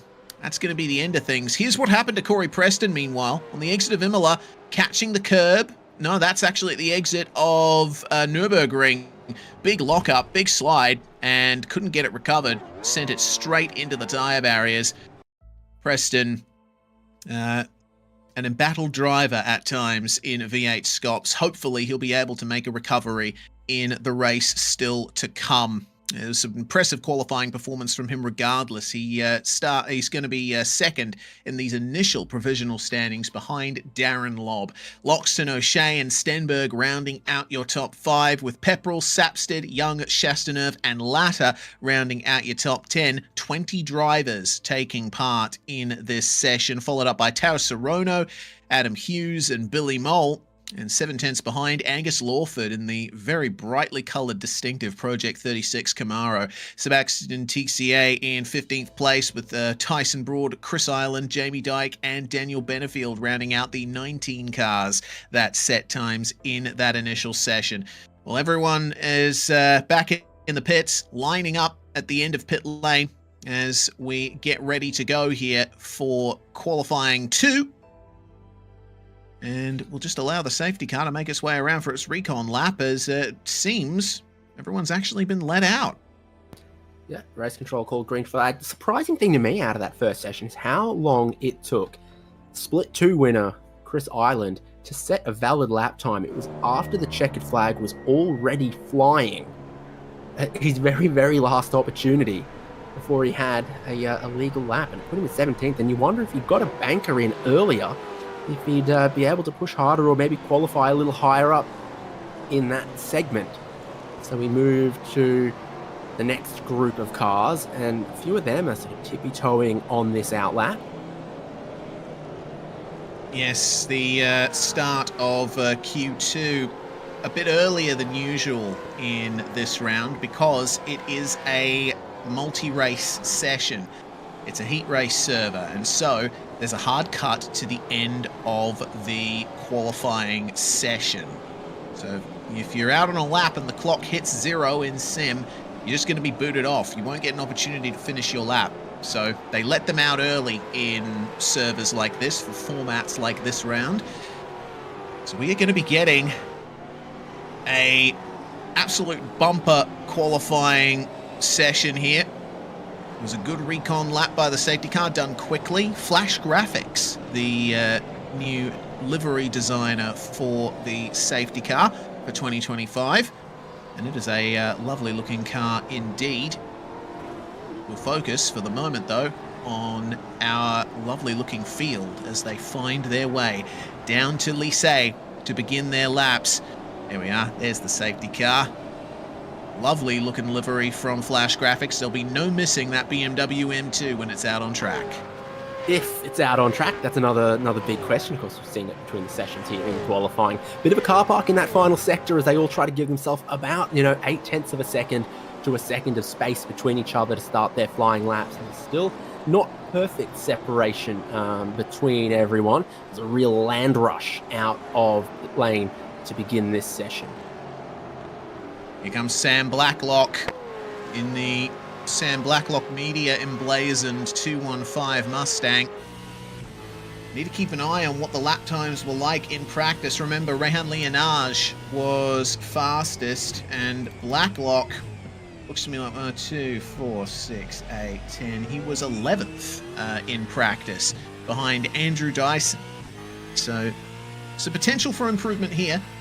Can he break any lower than 1 minute 40.9? That's going to be the margin that he'll be aiming for there, but it was a bit of oversteer on the exit of the hairpin that he would have had a bit of trouble with. Jake Burton could go to the top here on the first flying lap. He's already got PB sectors compared to the first group of qualifying. So Burton could go outright top, as we've got Sam Blacklock with the middle sector and then the final sector still to go there. Final couple of corners for Zach Rattray White, though. He's coming to the line in the Vermilion Esports Camaro, and his lap time is going to be a 1 minute 40.8, good enough for 6th overall. Burton crosses the line and he goes 4th. That time from Darren Lobb is still holding here. which is very interesting to see. Well, scratch that. James Scott's just gone to the top on a 1:40.3, and Jake Maloney in second, Andrew Dyson going to fourth, Burton Brock-Salmon down to 7th and 8th. There's a crash there at the exit of the chicane. Not entirely sure who that was. I think it might have been Robbie Gibbs.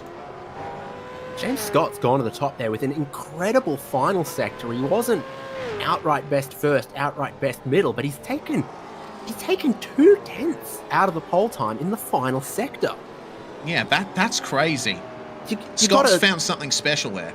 get the magnifying glass out on how he's braked into Lissay and how he's taken the final chicane, because it's insane.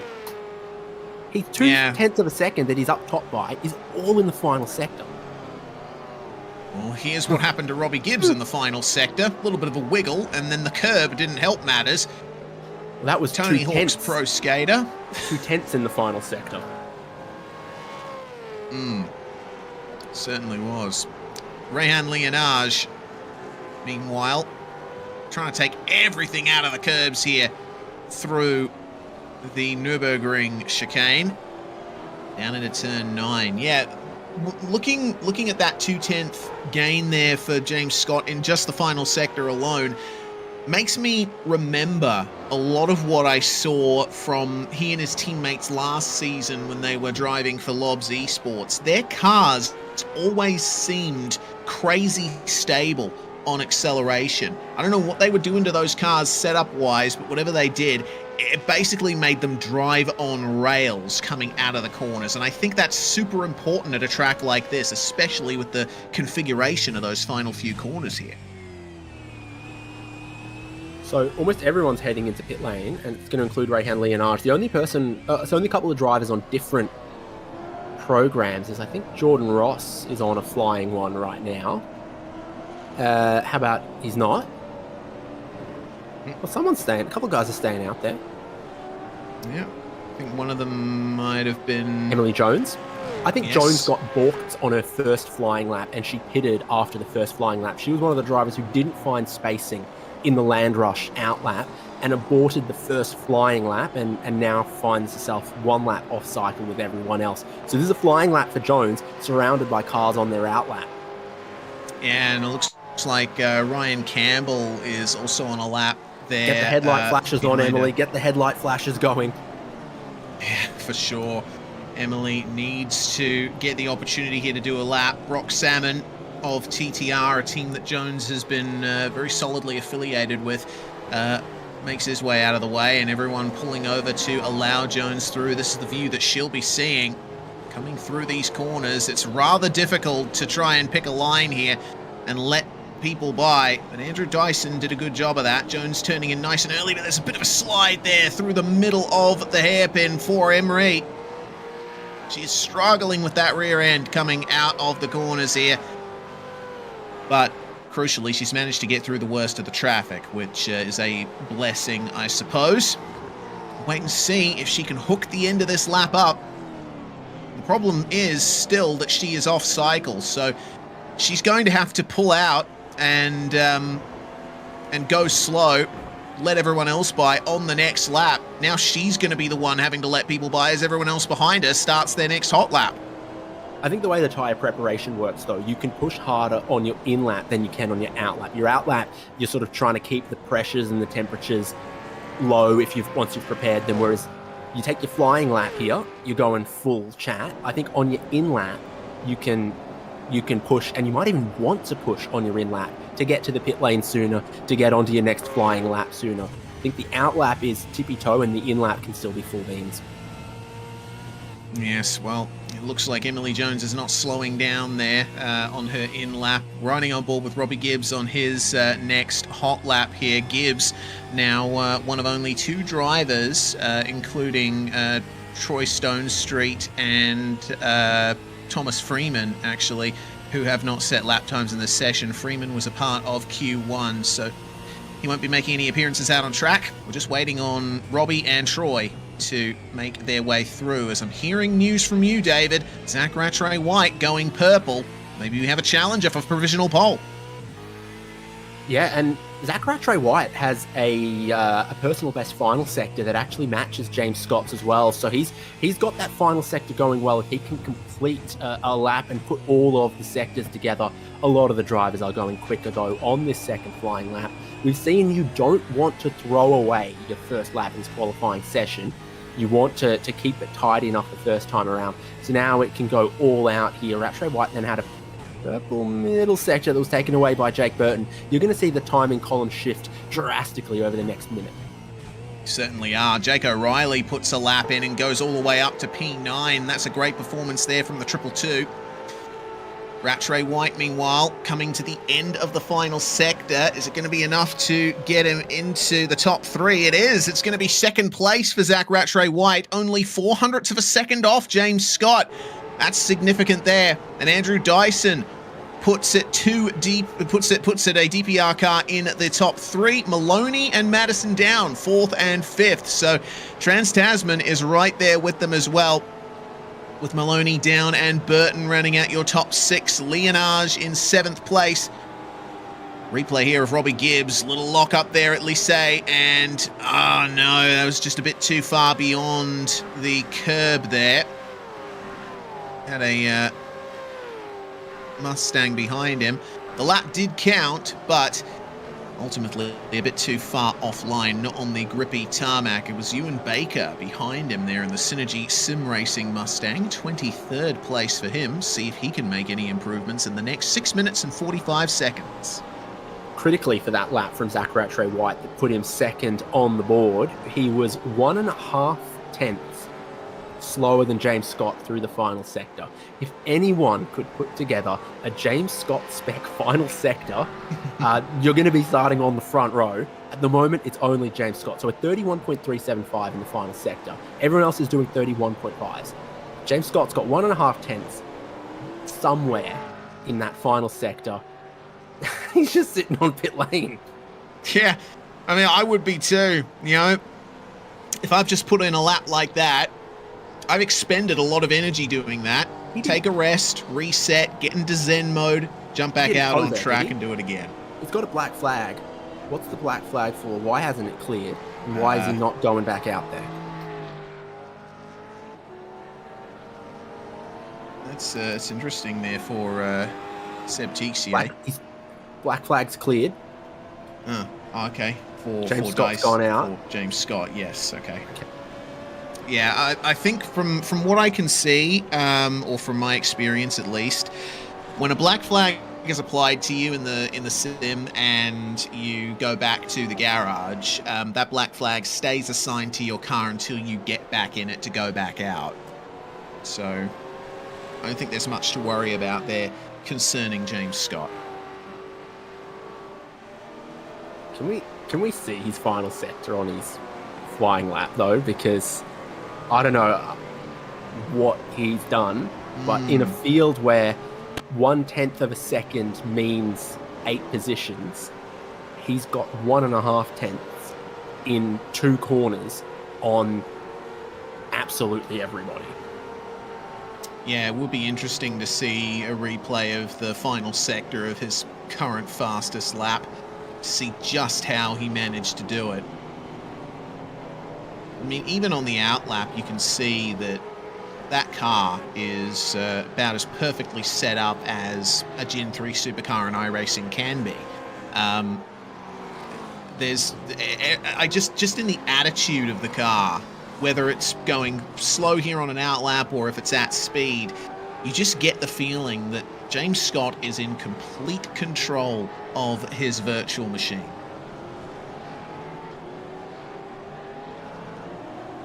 Tiptoe, tiptoe, tiptoe on the outlap is the name of the game. For everyone else as well, and you've got this car park situation going on heading into La C once again.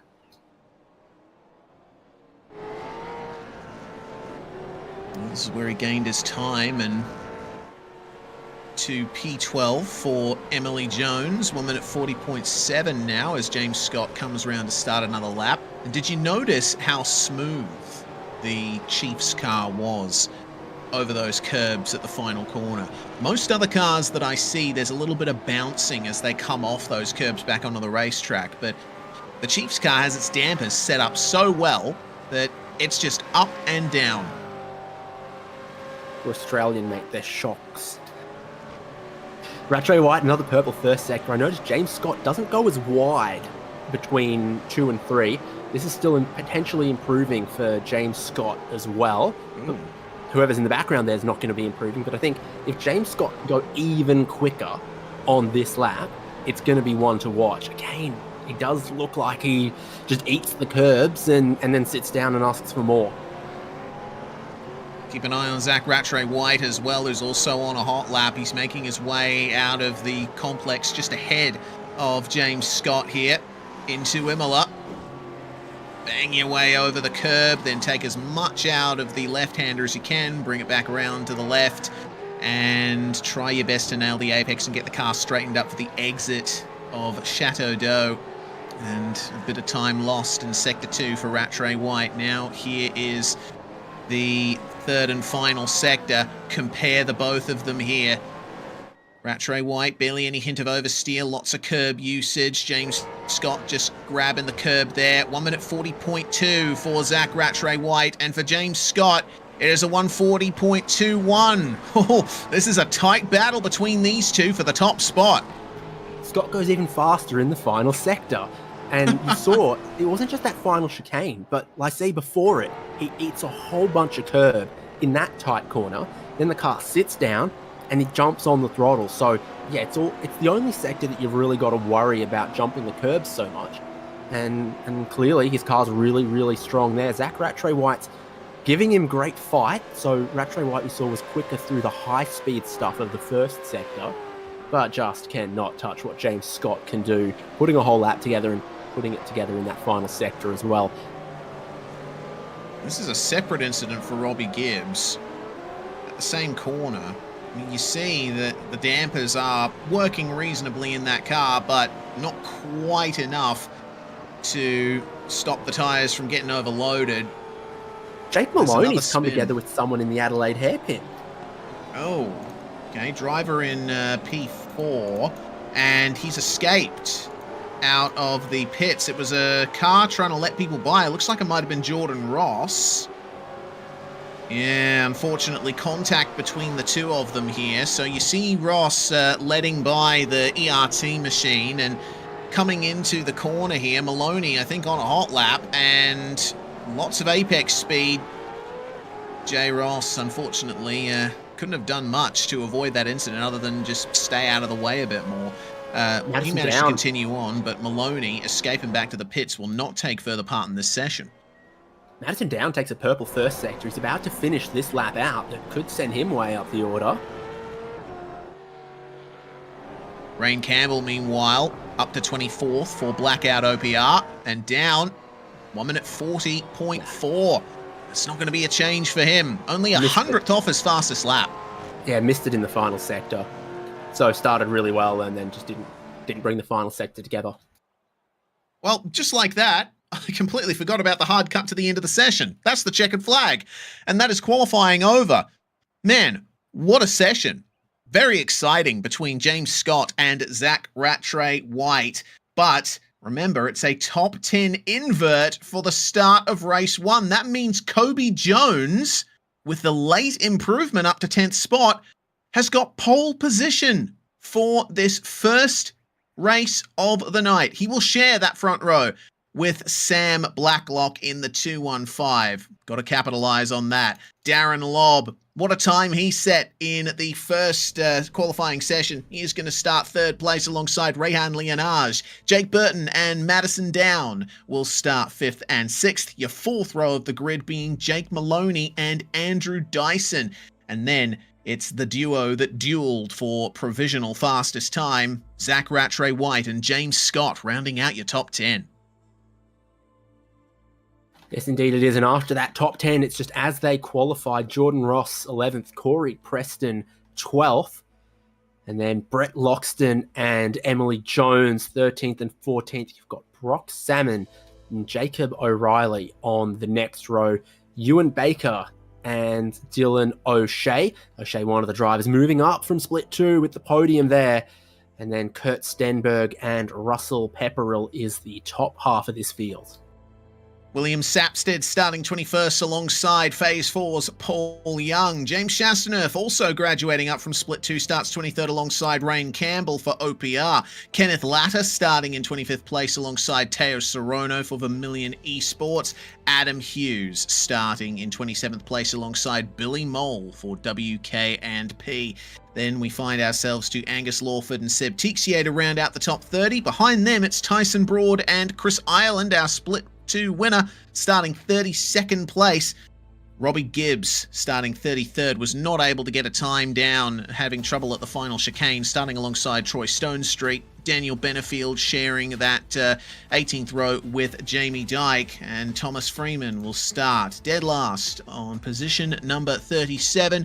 Of course, the safety cars are there. Thanks to Flash Graphics once again for the safety car livery. Hopefully we don't see too much of the safety car here tonight, but there's always a fair chance that it will appear. Well, time to get things set.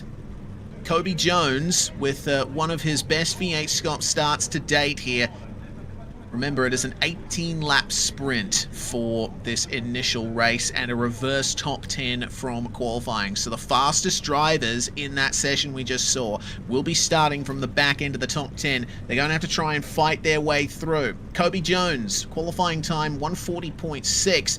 It was only a matter of a few tenths of a second of lap time between them. So we'll have to see exactly how things work out for them.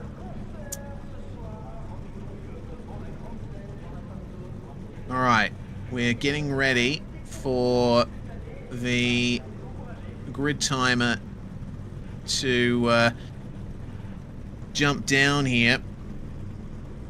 Jake Burton saying in the InSim text chat he's too short on fuel for the extra 2 minutes, but well, he's going to have to wait for that extra few seconds, maybe turn the car off, get it started back up for the final few seconds. But regardless, it is a dry start for this. We're going to be seeing some lightning starts. It looks like the gridding countdown has been brought up again to 1 minute, so we need to, I think... Oh, okay, so we're hearing that race controller apparently reviewing an incident in qualifying. So, well, here's hoping that we find our way through that shortly. Apparently it's the Maloney versus Jordan Ross incident that is being reviewed, but it's time now. 20 seconds remain. Hopefully no more grid extensions, at least for Jake Burton's sake. And we find 10 seconds on the grid timer. It's so tense here. Still, very cool track temperatures, but super warm in those cockpits as the drivers get ready for one of the most intense starts of the month for them. V8SCOPS round 2 here at Magny-Cours. The first race is ready to go. Kobe Jones gets into gear a bit early. I don't think that would have counted for a jump start. But they are away. And barely any wheel spin to speak of, at least in the initial phase for Kobe. Sam Blacklock now coming up on him as they make their way through turn 1. Noah's arcing it through the opening turns here. Blacklock with a great run. Oh, ultimately can't get it round the outside there, or can he? Straighten the car up, get the run out. I'm amazed that no one's come together yet, but we still got a hairpin to go. All 37 drivers starting on the grid. No penalties at all for a jump start there. Kobe Jones stayed in his box, even if we saw the car move a little bit. Now he's got to defend an angry pack behind him on such a tight line. He's parked there and crash in the back. Circuit. There's a big crash in the back. Saw some large problems. It's a bit of a car park down at the hairpin at the moment in the midfield, and it looks like James Chastaneuf already with some massive damage as things get a bit leery here for second place. Rehan Leonards trying to find his way past Sam Blacklock, doesn't get it done. Darren Lobb now stands a chance here, and who's that at the back of the field? It's Kenneth Latta, who found the wall down the back straight. Some contact with Angus Lawford, I think, who's second to last after all of that. Fair bit of hip and shoulder going on. It was for second place as well as Sam Blacklock kept his position. Leonards dropping back yet further, question mark? Yeah, Chastaner 3 wide on the exit with Chris Ireland and Daniel Benefield. He got absolutely shuffled out of the way there. Still 2x2 on the way to the final sector of this lap here. It looks like Kobe Jones has survived the worst of the pressure on lap 1. It is all about what's happening behind here, as they try their best to find their way through 2x2 into Lycée. Very late on the brakes here for Brett Loxton as he tries to fight past Brock Salmon side by side, and look who's there to take advantage. It's Zach Rattray White, and Emily Jones is going to follow him through there at the end of lap 1. Didn't think like too wide through the chicane was going to be a great idea. It wasn't. It's yet more hip and shoulder going on. We get into the faster, more open flowing part of the racetrack here. Your top two shuffling away. I don't know if Leonard had a slowdown penalty or just ended up out of sorts, but the battle for third, fourth, fifth dropped away a little bit from our leaders. Yeah, certainly has. Bit too much of a gap to contend with at the moment, but once the tyres are up to temp and they find their way to some better temps, oh god, in the midfield, looks like Loxton still fighting with Salmon, and Jake O'Reilly having to keep Corey Preston and William Sapstead behind him there on the exit. 3 wide and a spin. Oh no, that is chaotic there. Turning around, looks like a phase 4 car. Paul Young in the Camaro has gone around, and there's further dramas here in the foreground of the image. That is Darren Lobb, I think. No, it's Dylan O'Shea. Oh dear. That's not the best rejoin. Seb Tixier, almost an innocent victim in that particular instance. Kenneth Latta, meanwhile, that's his car after he found the wall on lap 1. He will find his way mercifully back to pit lane. He's gone a whole lap down, nursing that thing to make sure it makes it to pit lane, because here's your leader's about to come around. This is lap 1. Latta looks to the inside there. Okay, does he get pinched? Does someone move over on him is the question. Oh yeah, a little bit of movement there from the Vermilion car. And Latta, catches the end of the tyre barrier. That is the worst place to hit the car. That's right on the radiator, right on the front bumper. Heavy damage for Kenneth Latta. And Chris Ireland coming in for a pit stop as well. He's got a mechanical black flag too. Looks like Ireland himself has found some drama. So from hero in split 2 to pretty close to 0 in split 1 here. This is what happened on the exit of the hairpin meanwhile. Keep an eye on Paul Young here in the phase 4 Camaro. 3 wide and trying to make it through, but there's nothing that could be done there. Everyone coming together into the one spot.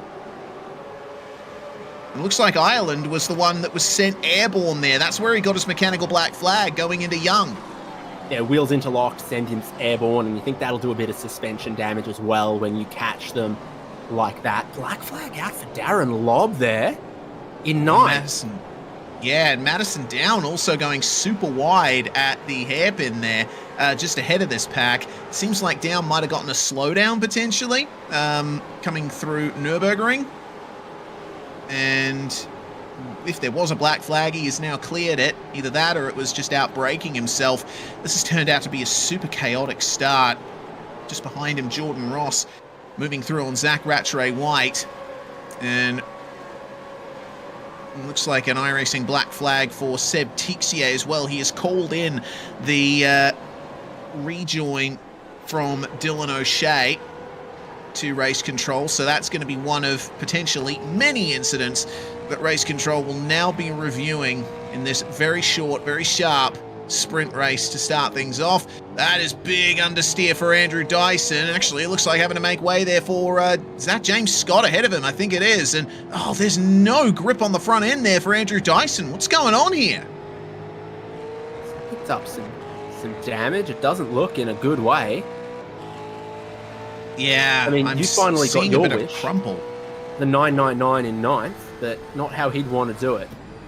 No, certainly not.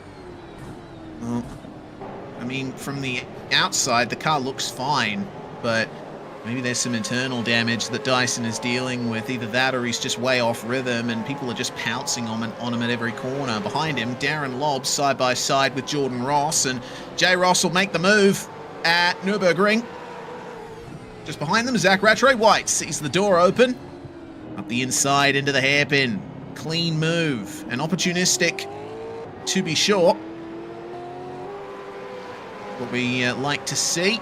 Zach Rattray White known for being opportunistic when it strikes. For now, he still has a ways to go to catch up to James Scott, who is absolutely nailing this race so far, up to 7th place, trying to find his way past Madison Down. But Rehan Leonage is the fastest car on track right now. 1:41.0 was his previous lap, and he is keeping up nicely with our top three. Jones still leading by half a second from Sam Blacklock, and across the line they will come. Let's see who's the fastest this time around. Looks like it might be Leonage again. No, in fact, it is James Scott who is the quickest car. 1:41.1. Yeah, front of the field starting to close up again is what you would expect of an inverted top 10 grid. Kobe Jones and Sam Blacklock had that little bit of clean air initially, but now Leonage finding the speed, Jake Burton finding speed, and of course back there, Madison Down and James Scott. You think they're going to close up in the top 10, surely.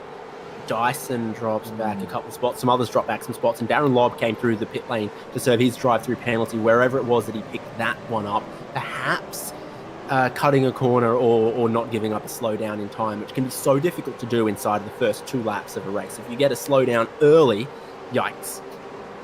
Yeah, indeed. It can be very hard to make up that time, and you have to start hoping for a safety car. It looks like Tyson Broad had a combination of a technical issue and maybe messing up the curbs at the chicane. That's why we saw him spun on the start-finish straight just a few moments ago. We'll check back in here with Mr. Loxton.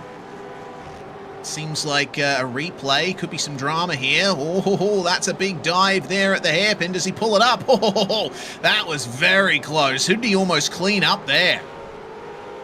The lot of them. We had to have a bowling animation on standby, I reckon, in production for that one. Didn't need to use it. He was so lucky. Yeah, incredibly so. Loxton having some trouble getting it pulled up at the hairpin. This is the onboard here. And you'll see by just how much he misses. Jump scare. Good lord. Yeah. Put that in the next Five Nights at Freddy's game. Anyway, back up to the lead battle. Kobe Jones still holding on nicely from Sam Blacklock, but it seems like Sam's starting to bring this gap in a little. Down to 0.4 of a second. The times are looking good. Cool track should be nice for looking after the tyres, and that's what you're going to have to do in this 18 laps, methinks. You don't want to make a pit stop if you don't have to. There's a few that unfortunately have had to. Drive-through penalty for Darren Lobb, repairs for Christopher Island, Septic CA Dylan O'Shea, and Ken Latter, of course, who did a number on that engine, but managed to get it back to the pit lane without bringing out a safety car. If he'd gotten 2/3 of the way around the lap and that thing had expired, then we would have been headed for an early safety car, but we didn't. But I think we were close.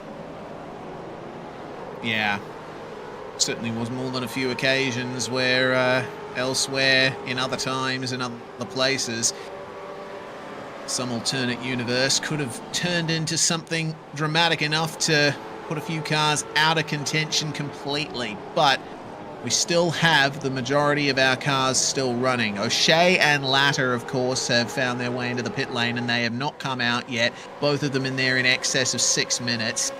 But other than that, we only have Seb Tixier running a lap down. It's been a clean start for the front drivers in this field.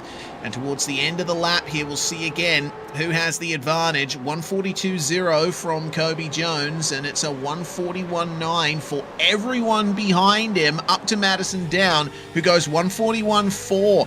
Madison Down and James Scott are the fastest cars in this top 7, but you got to wonder, when are the moves going to start happening? On board's interesting to see what the tyres are doing after this number of laps and following in the traffic. Maloney had a little downshift in the middle between 2 and 3 and then went back up the gear as well. Oh, who's that? I think Blatter might be back on the track. Yeah, he is, but he hasn't had his bodywork repaired as they close up through the hairpin at Adelaide. Now, mate, put some new oil in it and send it. She'll be right. Yeah. Who needs a smooth front bumper anyway? Yep, there's Ladder. Oh, goodness me. That is the sorriest looking Camaro I've ever seen. Hopefully, he'll be able to find his way to the checkered flag and at least get some points from this race. Stenberg, meanwhile, down here in 17th. He is chasing down William Sapstead. And Stenny's one of the drivers that was right in the midst of the midfield, which is where a lot of the drama was on lap 1. I mean, Stenny's usually starting in that area anyway, so he is more than used to lap 1 shenanigans with his vast amount of V8SCOPS experience. He was here for the very first round, along with the likes of Madison Down.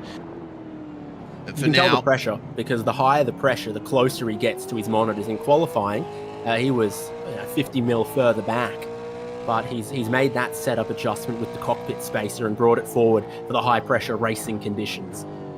Yep, couple more degrees of forward lean, and it means that Stenny is locked in.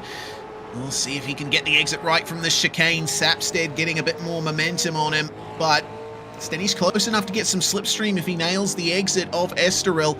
Really get a sense for how quickly these guys are going through the opening turns. They're approaching 200 k's an hour at the apexes of those corners, and minimum speed through turn 3 about 135 k's an hour as well. That is higher speeds than you'll see on any highway in Australia.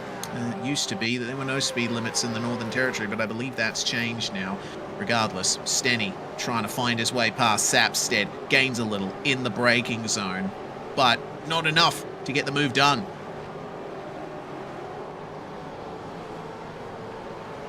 Yeah, so peak speed's just over 260 kilometers an hour, and then you see that they break all the way down to about 50, sometimes slower through the Adelaide hairpin. Someone's dragged a little bit of gravel onto the racetrack here. Could have been Ken Latta. Yeah, may very well have been. It's just another small hazard that they got to negotiate, and a hazard for Tyson Broad in the form of a 5-second penalty from race control for the contact with Angus Lawford earlier in the race, lap 1, turn 3. That was what happened at the very start of the race here. Of course, a new member of race control for this round, Tyler Blackburn, has joined the crew. Pretty thankless job here in race control, and they always love having more hands on board to help out with what is a very tough job. Kobe Jones is having some problems here. His ping's bouncing around between 50 and 300. Still says the quality's 100. So, I don't know. He's luckily got a couple of tenths in the pocket spare to Sam Blacklock, but if you were anyone in the rest of this pack here, you wouldn't want to be doing that, because Blacklock coming under pressure from Burton, pressure from Leonage. It's bumper to bumper to bumper through that Adelaide hairpin. We've seen Madison Down and James Scott close in on this pack over the last couple of laps, but neither of them look yet like they're going to try to make some moves. Someone's parked at the hairpin. Probably another one of those. It's Jordan Ross. He's dropping back. Has he blown the motor? No, he might have. No light blinking. I think he's still got a motor. Okay, so something else has happened there to J. Ross. Maybe he was either getting his bearings or just making sure that he was getting a gap to get back on the racetrack. That's not ideal. Has he got gears? This is the question. He's moving. Synergy 143 is back up and running, but at what cost? Ross back down to 33rd place. We'll still have to wait and find out what happened to him at the hairpin there. Still on for second here up the front of the field. Blacklock not able to find a way forward to Kobe Jones, and I think the blinking from Kobe is not going to be filling in with much confidence. Burton, meanwhile, has to face off just mountains of pressure from Leonage and his teammates Maloney and Down. James Scott still at the end of this fight, and we're not seeing much of a chance of dives happening. I think all of these drivers well aware that if you go side by side, then you'll... Oh, okay, that's what happened to Jordan Ross. He just pulled off the racetrack. Maybe that was a real-life issue that he had to attend to. Here's a pass. Maloney getting past Leonage, and Madison Down sees the door open. He's standing in the doorway.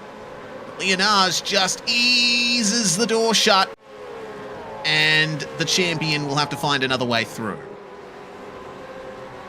Yeah, so a bit of movement starting to take place. It felt like we had a tiny bit of holding pattern up front here. Maybe some guys are just managing fuel, managing their tyre life, tyre temperatures. But surely when we get to 5 to go, you start to see a couple more moves. Maybe you see Sam Blacklock try to range up towards Kobe Jones. Maybe you see Madison Down and James Scott try to get inside of that top 5. Remembering it's not a progressive grid from this to the main sort of 150 kilometer race. It might be 150 kilometers an hour. You can have a bit of a dip here. You don't want to pick up any penalties or anything, but it was the qualifying session earlier that sets the grid for race number 2. You can have a go when we get to the final couple of laps and not need to worry about it affecting the next race. Yeah, of course. And that's only if you are in the top 10. Well, that's the next penalty that race controllers assigned. Teo Sorono gets a 15-second penalty for the contact with Kenneth Latta there, and it was indeed Sorono in the 111 that made that contact and sent Latta into the tyre barriers. Madison Down, meanwhile, with a slowdown there. He was wide. Oh dear. He was wide out in the gravel through the final sector, and so he might have approached the final chicane at the wrong angle. Here, is it that, or is it then the line he takes through the chicane? Perhaps being offline on the way into the chicane caused him to cut that second part of the chicane too much. Yeah, it looks like that's what's happened. So Down will have to fight back through on James Scott, and Zach Rattray White has now joined the party, having to really wade through the trenches, as it were. Meanwhile, Blacklock still on the back of Kobe Jones. Not seeing much sign of gearing up for a move here. Seems like he might be a bit more concerned with keeping Jake Burton behind him at this stage. Seems like Kobe Jones is a very difficult car to pass here. Blacklock, of course, by the looks of things, racing from a Hollywood villain's lair somewhere deep in a volcano, by all accounts. Did close in on Kobe Jones, but he still needs to worry about in the mirrors a little bit, and that's the problem, is if you're driving in the mirrors, you're not really going to be closing up and putting the pressure on Kobe Jones. Yeah, Kobe has the benefit of a clear racetrack ahead of him, at least for the next couple of corners. Jordan Ross is the next car up the road there in 34th place. So Kobe has the luxury here of just being able to pick and choose where he gears up the pace. Looks like a bit of a spread happening now between first, second, and third. Jake Burton falling back into the clutches of Jake Maloney a little. Probably a poor run out of the chicane. And the Trans-Tasman cars will be together. Have a look at the speed they carry here. Jordan Ross is doing his best to... Well, he's about to go a lap down to Kobe Jones and Sam Blacklock, so he'll probably try to do his best to stay away from them if he can. Look at that speed difference from 260 k's an hour to 50. They almost just crawl over each other's bumpers through the apex of the Adelaide hairpin because they get such a compression from the speed on the straight to that minimum speed at Titan at the corner. Yeah, that's where brake bias is really going to make a difference, because you run your brake bias a bit further to the front. You're more stable in the braking zones, but your braking zone will be longer. So that's the balance you have to strike, one of many here, and this is another one of those opportunities to get some airtime, as it were, over the curbs, those big anti-cut orange blocks. Use a little bit of it there at Chateau d'Eau as well. See the line difference on the exit of that corner. Jones, I've noticed, has been running the wider line on the way out, with Blacklock, Burton and company keeping it tighter on the exit. And what that tells me is they're using the rears a little less, using the tyres in general a little less on the exit of that corner, but Jones is just carrying more momentum, and I think that's one of those things that's allowing him to stay ahead. Yeah, so with this sort of just simmering away, really tempting to blow up in the final 5 laps, you look at Kobe Jones and Sam Blacklock are first and second. They were first and second on the grid. So where are the big movers in the field? Well, James Scott from 10th to 6th, Emily Jones from 14th to 10th, and Jacob O'Reilly from 16th to 12th are some of the moves that have been happening. And one move for Kobe Jones was a bit of a slide out of turn 3. And have a look at this. Oh, that is crucial there. Race Control have reviewed an earlier incident between Sam Blacklock and Rehan Lienage, and Sam has been ordered to redress. So that's going to send him back to 5th place. And how do you manage that? It's not going to be easy to do. You just got to, on the pit straight, maybe pull to one side, hope that you can blend in directly behind Lienage and blend in ahead of James Scott and Madison Down's got to be the goal as well.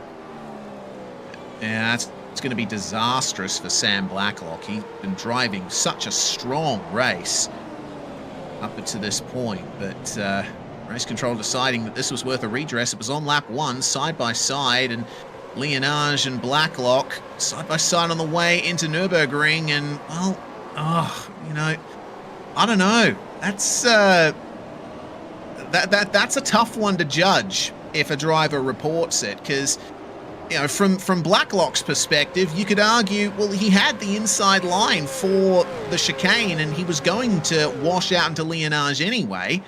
Lienage's perspective, he was alongside and had a right to the next corner. So, yeah, it's just tough.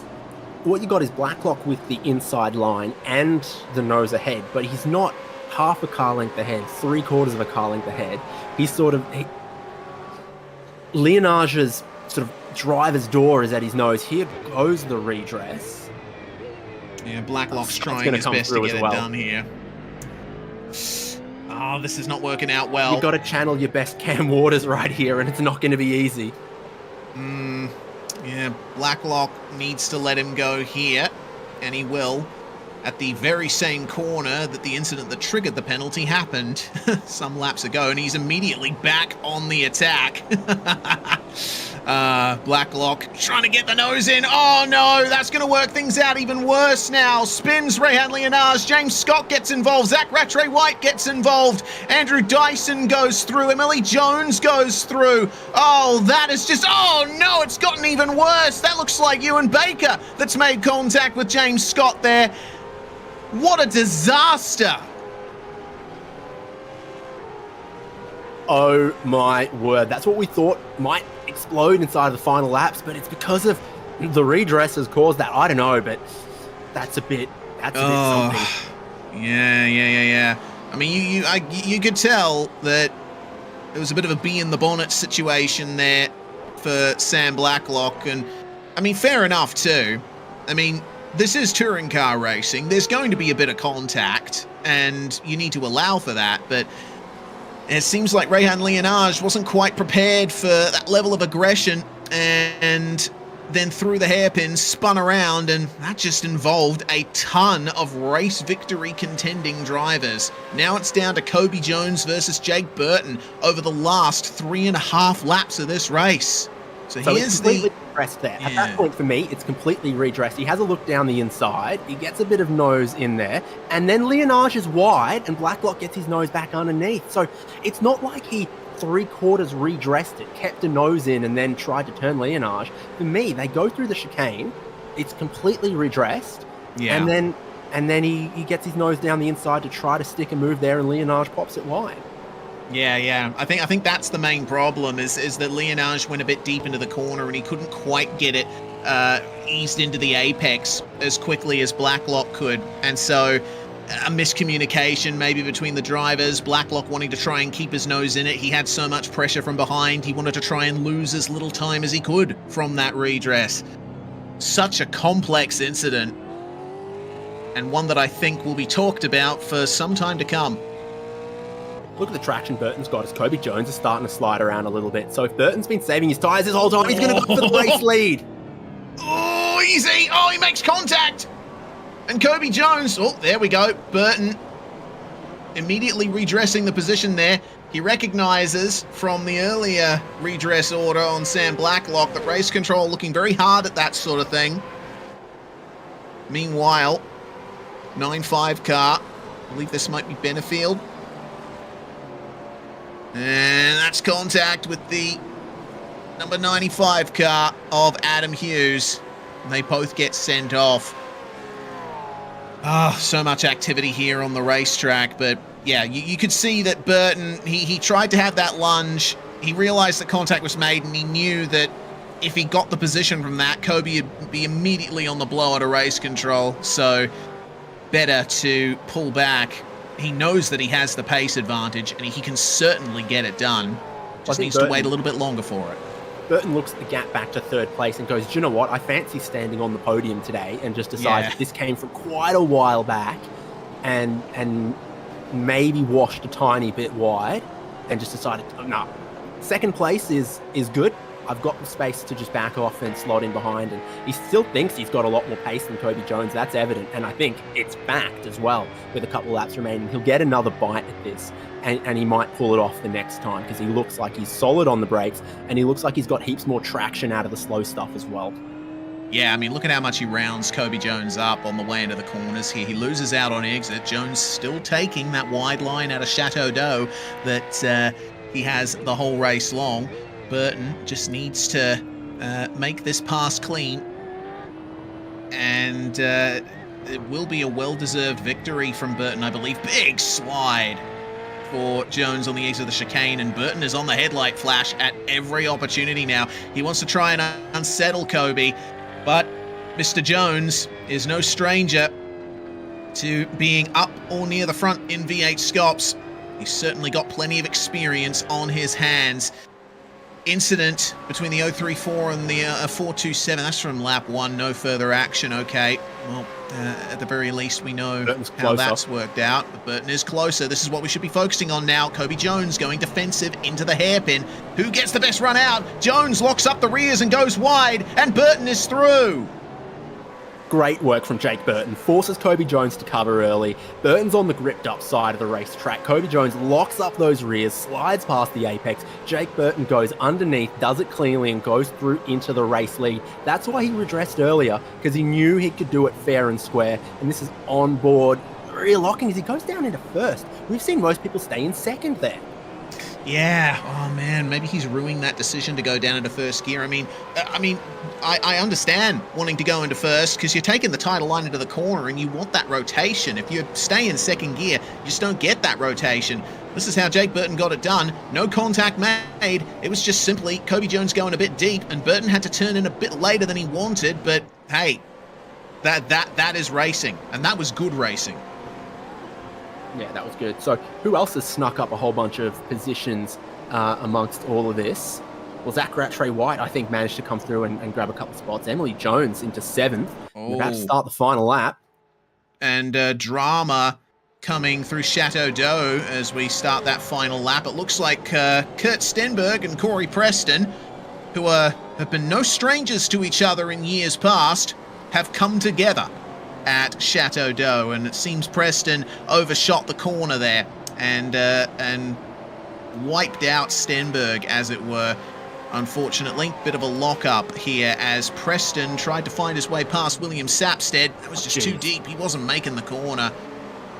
And it's not ideal for either driver in that situation, though William Sapstead did get a freebie out of it. Well, it is the final lap now. And Kobe Jones starting to struggle for rear traction out of the corner here. He'd held on for as long as he could, but it seems like the rears have finally given up on car 25. Might still be happy to hold on for second place, though, if he can on this final lap. But yeah, the rear tyres are already struggling somewhat. He put a bit more heat through them, skipping them into the Adelaide hairpin the other time. Yeah, just trying to stay out of the way. Oh dear. Yeah, that's James Scott, who is still out on track despite massive damage to his car. It has not been the start to the season that our reigning champion wanted. He is not going to get a result worth talking about out of the first 2 races of this season. Hopefully race 2 goes better for him. He will be starting up the front, but for now, up front here is car number 80, Jake Burton. Trans-Tasman Racing colours on this Camaro as Jake, the man from Perth now living in Melbourne, makes his way to victory. Kobe Jones finishes second. Still an incredible drive from Kobe. Down gets 2 TTR cars on the podium with Maloney in 4th. Rattray White up to 5th place. Dyson and Jones, that's some great results for the both of them. The 999 and the 098, 6th and 7th. I'm impressed.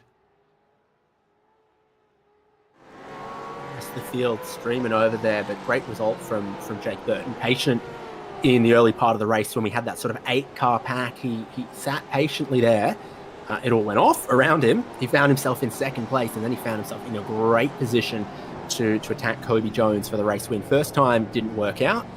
Cooled his jets, if you will, and then the second time was just a perfect textbook move. He can be pretty proud of that one. There's a few people who maybe can't be particularly proud of their work in this 75-kilometer sprint race. We've got one more race coming up for them to try to redeem themselves and maybe show a little bit more strategy and a little bit more cool heads tactical nous. Here's Rain Campbell, popped the engine coming into Imola on the final lap, and so that's some big trouble for him. He goes past Kurt Stenberg and Corey Preston, the two stricken cars that came together just earlier on. And unfortunately for Rain, that is going to be a race that could have been, but it's a win that is for Jake Burton, and a very well-earned one indeed. He had to work hard for that one, and though he did make a mistake at his initial attempt, as you said, he pulled back and recovered it perfectly. So it's Burton and Jones, your top two. Down, rounding out the podium, Maloney and Rattray White round out your top five. Emily Jones up to 7th spot behind Andrew Dyson there. Great run from those two. Rehan Leonage, it could have gone better for him. Not entirely his fault, though, after the redress from Sam Blacklock there. Jake O'Reilly up to 9th spot, and Brock Salmon rounding out your top 10.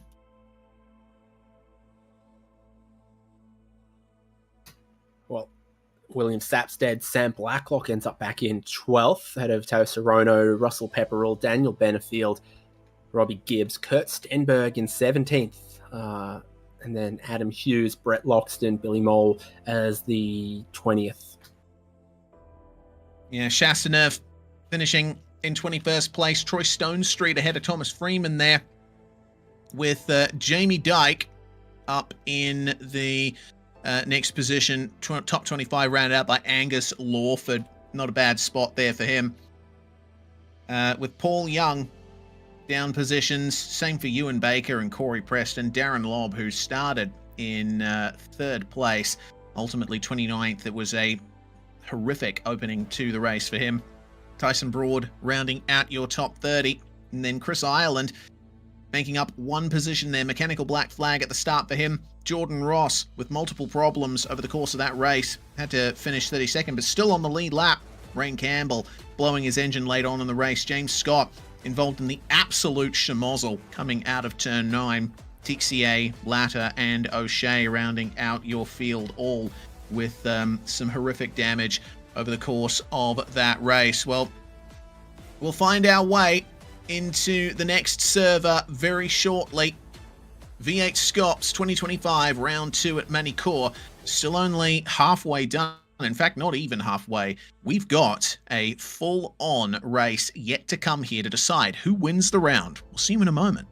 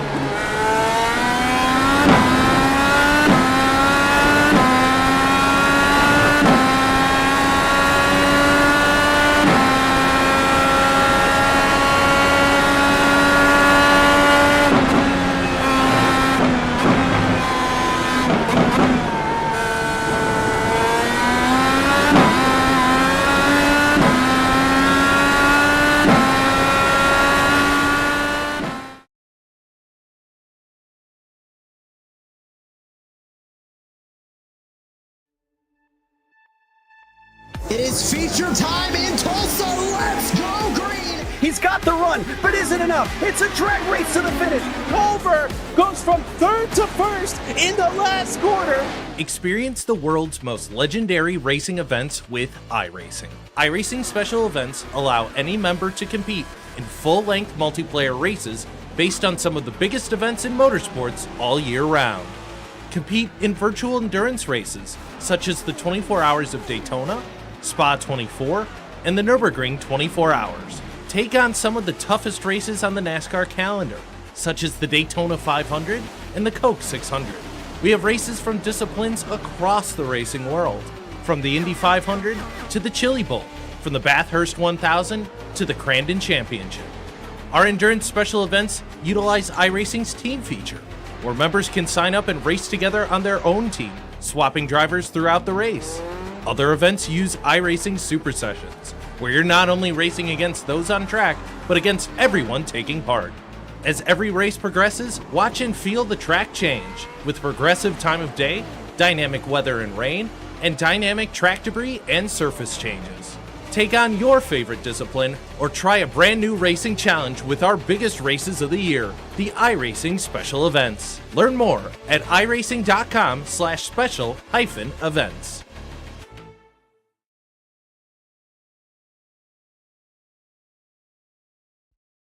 Racing isn't easy, but experiencing it is. iRacing puts you in the driver's seat with the industry's leading sim racing game. Drive on laser scan replicas of the greatest racing circuits from around the world. Go head to head against other drivers chosen by skill-based matchmaking to ensure competitive racing at every level. Compete across all your favorite series. In officially licensed cars, engineered to deliver the most accurate driving experience possible.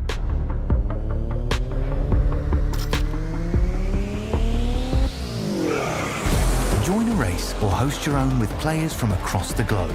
Race against the computer or in a league with friends. Feel the thrill behind the wheel. Visit iRacing.com.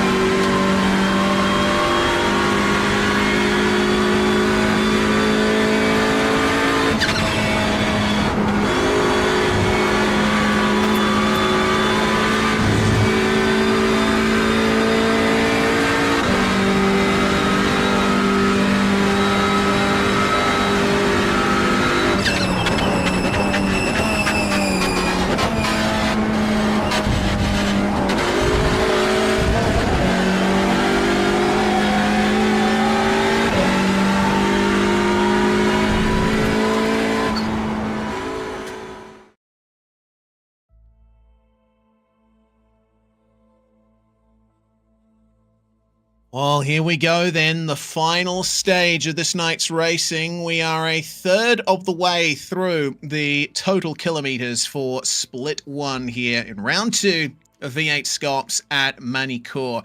We've had 2 exciting races already, but now we get into who's going to win the round. We have our 35-lap race to end off the night with a compulsory pit stop, 80% fuel tank restriction. Some controversy to come out of the first race of Split 1 here tonight. And we'll see how that gets resolved here in race 2 with the grid fully set by qualifying. If you're just joining us, I'm Reese Gardner, David Haynes alongside me, and Jay Kennedy behind the scenes in the producer's chair on YouTube, Facebook, Twitch, and Kick, whichever platform you're coming from. Welcome. We hope that you've enjoyed the show so far if you've been here since the start, and we hope you enjoy the show to come. Here is race 2, 35 laps, 1 compulsory pit stop required between laps 2 and 34. So, let's see how they go for this one, David. Still got pretty fine conditions out there, but if we keep an eye on the weather, there's a chance that we might see a splash of rain right at the end of the race. I hope that happens. Chance of a light afternoon sprinkle, perhaps. We'll keep an eye on that. It's nothing to worry about in the first stage of the race, and certainly we were trying to calculate what does 80% fuel capacity look like as far as a range, and we think we landed somewhere between 22 to 24 laps. So that would then theoretically have your one-stop window open around lap 9 or 10 of this race. And then you could obviously push that quite deep into the race before needing to make your compulsory stop. Is it going to be a fuel strategy race, or is it going to be a tyre strategy race? Could be the question as well. Yeah, certainly could. Remember that the rules now dictate in V8SCOPS, you don't have to take tyres or fuel in a pit stop.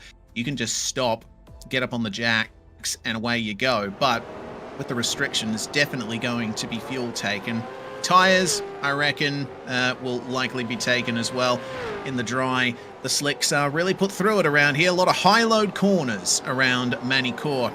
Kobe Jones here, finishing a strong second in race 1 after leading most of the way, and up to P1 in the warm-up session before this final race of the night. So we'll see what he can do after a invert in race 1. He did qualify 10th. He started on pole in race 1 with the invert. But that also means that he will be starting back in 10th place for race 2 here. Can he find his way forward? Reading some of this race control stuff coming through, obviously a little bit of a backlog after the incredibly frantic race 1. So a few things are going to play out in this race 2. A license penalty for the number 29 car. And that's Jake Maloney. Remember, he and Jordan Ross came together in qualifying when Ross was trying to let him by. Rear of grid start 143. Jordan Ross getting a penalty also from that very same incident. He did impede Jake Maloney. We did see that. But of course, Maloney escaped right back to the pits once that incident happened. And that is a no-no in V8SCOPS. In qualifying and race sessions, we do have the no escape rule. So you have to be able to make it back to the pits under your own power. Jake Maloney violating that rule, and well, he'll get a couple of demerits added to his license, as it were. You're only allowed if it's Chiefs ESC. Yeah, the only ESC that you are allowed. In any case, we have just a minute or so to go in the warm-up session, and the track is a little bit warmer. It is a bit of a brutal one here for Jordan Ross, but you know, we do have a big race control team here for V8SCOPS, having added Tyler Blackburn to it for this round, and so plenty of heads working on those decisions. Live radar, of course, showing no precipitation, but we do see those clouds moving in. They could bring a little sprinkle towards the end of the race. And I was going to say, the track temp does look a bit warmer than it was in race 1. It was 21 in the first race, up to 25 in race 2, which, all things considered, is still pretty cool as far as track temperatures go. Yeah, we're in a different time of day right now. It kind of simulates having a 75-kilometer race on Saturday evening and a 150-kilometer race on Sunday afternoon, which can be kind of typical. So I think this one will start a little earlier, and because of that, it's a little more in the warmth of the afternoon, plus a little bit more break in the cloud cover. But the wind is fierce and from the south, so it's going to bring the clouds across quickly. The possibility that we go from in the sun to in the shade to back in the sun again multiple times throughout the race is possible, as well as the chance of it bringing a sprinkle of rain late in the race. We're about to tick over to gridding, and we could take another look at the weather then, I suspect. Yes, indeed. Well, here is the grid for the second and final race of Split 1 tonight. James Scott saw him take that emphatic pole position in qualifying. Zach Rattray White shadowing him very closely for that is not James Esports. Scott's livery, though. No, that is certainly not. And he's certainly not in a Mustang either. That's interesting. Well, it looks like we have our grid graphics switched up just a little bit here. But for now, we'll still go through it. Andrew Dyson and Jake Maloney on row 2. Madison Down and Jake Burton in the Trans-Tasman Racing Camaros will line up on row 3. Rehan Leonage and Darren Lobb will be 7th and 8th. The top 10 rounded out by Blacklock and Jones, with Preston and Loxton 11th and 12th. Yes, then Emily Jones, Brock Salmon, Jacob O'Reilly, Ewan Baker, Dylan O'Shea, and Kurt Stenberg. There's a couple of drivers that'll be glad for this second chance to start race 2 where they qualified, not where they finished race 1. And then behind Kurt Stenberg, you'll have Russell Pepperell, William Sapstead, Paul Young, James Chastanoff, Rain Campbell, and Ken Latter will start 24th, another driver hoping for race 2 redemption. Indeed, Teo Sorono starts out at 25th alongside Adam Hughes. Billy Mole and Angus Lawford share row 14. Seb Tixier and Tyson Broad rounding out your top 30. Chris Ireland and Robbie Gibbs, 31st and 32nd, and the field's rounded out by Stone Street and Dyke, Benefield and Freeman, and Jordan Ross demoted to the very back of the grid, starting 37th place. And interestingly, Corey Preston, remember how he looks like the track temperature has dropped to 24 with cloud cover coming over the circuit. Interested to note that Corey Preston, having outbraked himself and taking a big chunk out of Kurt Stenberg in race 1, was actually inquiring in the warm-up about a grid penalty for himself. So, at least Corey Preston knows what the deal might be with that. Regardless, race control have not applied a penalty to him, and he will be starting in 11th place. So it's another chance for redemption there for car 98. Well, as we tick things over into the final 40 seconds of the grid timer, our top 2 still yet to find their way onto the grid, and there they are. They both jump on at exactly the same time in those Camaros. James Scott to the front here. Will he actually be able to get a top result at the start of his title defense campaign? Remember, he has the number 1 on his car, but he's been far away from position number 1 at Montreal and in race 1 tonight. We'll see what the Chiefs Esports Club Camaro will be able to do as we get our way forward into the final race of V8SCOPS round 2 here in the countryside of France. Revs rise, and the V8 Symphony 7500 RPM reaches the fever pitch, and away we go. Beautiful clean start from our top 2. In fact, I see barely anyone up the front of the field that's had any kind of issue getting off the line. That's fantastic stuff as they come into the first couple of turns, but already seeing one of the Phase 4 cars off the circuit. That's the Mustang. No, it's the Camaro. Paul Young taking to the gravel trap, and it's a safe re-entry for car number 40. No issues there as they come down the back straight for the first time, through the kink and up to the Adelaide hairpin. Big braking zone here. Rattray White having a look at James Scott for the lead, but it is covered. And trying around the outside is Andrew Dyson. He'll have to leave room for his simrigs.com. Uh-oh. Oh, dear. Oh, no. Car's spun around at the apex. It looks like... who's that? It might be either Darren Lobb or Dylan O'Shea that's had a problem, and Ewan Baker as well, having to tiptoe his way around to get things going. That was O'Shea that had a problem in the 9.5 SimSports car, but the race is as close as it's ever been up the front. Yeah, so from turn one, it was Russell Pepperell and Paul Young who were off the track, and then Dylan O'Shea and Ewan Baker spinning around there at the Adelaide hairpin. Paul Young cutting the course again to try to avoid that. I think he got a slowdown penalty that he was able to give up in time. For James Scott, good conversion of the pole position. Stay ahead of Zach Rattray White, but getting a little bit sideways there. Scott stepped it wide before he's got his tyre temperature in just yet. Could feel the need to defend slightly. Doesn't look like he will on the way into Lycée, though. End of lap 1, complete and done. Pound over the curbs for the first time through that final chicane. And it is James Scott leading by 0.3 of a second over Zach Rattray White. Things getting a little bit leery in the midfield, and there's more drama further behind. Looks like one of the DPR cars that's gone for a spin, as well as the Project 36 Mustang of Angus Lawford. And it looks like Seb Tixier's been involved in that too. It seems one of the KSR cars too. I think that might have been Russell Pepperell. Tixier immediately going for the pit lane. Yeah, he's got a meatball flag. Everyone else somehow doesn't have one. I guess they came together at slow speed clumsily and have spun around rather than doing massive damage to these relatively well-built cars. That's significant drama in that part of the field.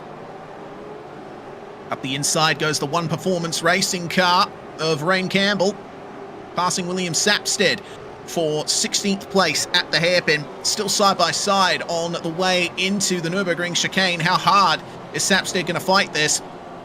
Looks like Campbell's been able to get it done nicely, move himself ahead, and clearly by the time they get to the hairpin, they do lose a little bit of time to Kurt Stenberg up ahead, who's having a much better race thus far than race 1, holding on to 15th place, up 3 spots, and Campbell himself up 7. Not the most positions gained in the field, though. That belongs to Daniel Benefield, who's up 11 spots. So here's what happened down at the final corners. Angus Lawford on the way in, very deep from Russell Pepperell, and they make contact on the exit. Round goes Lawford, and that was a good move through from Benefield, I think, that managed to get through on all of that.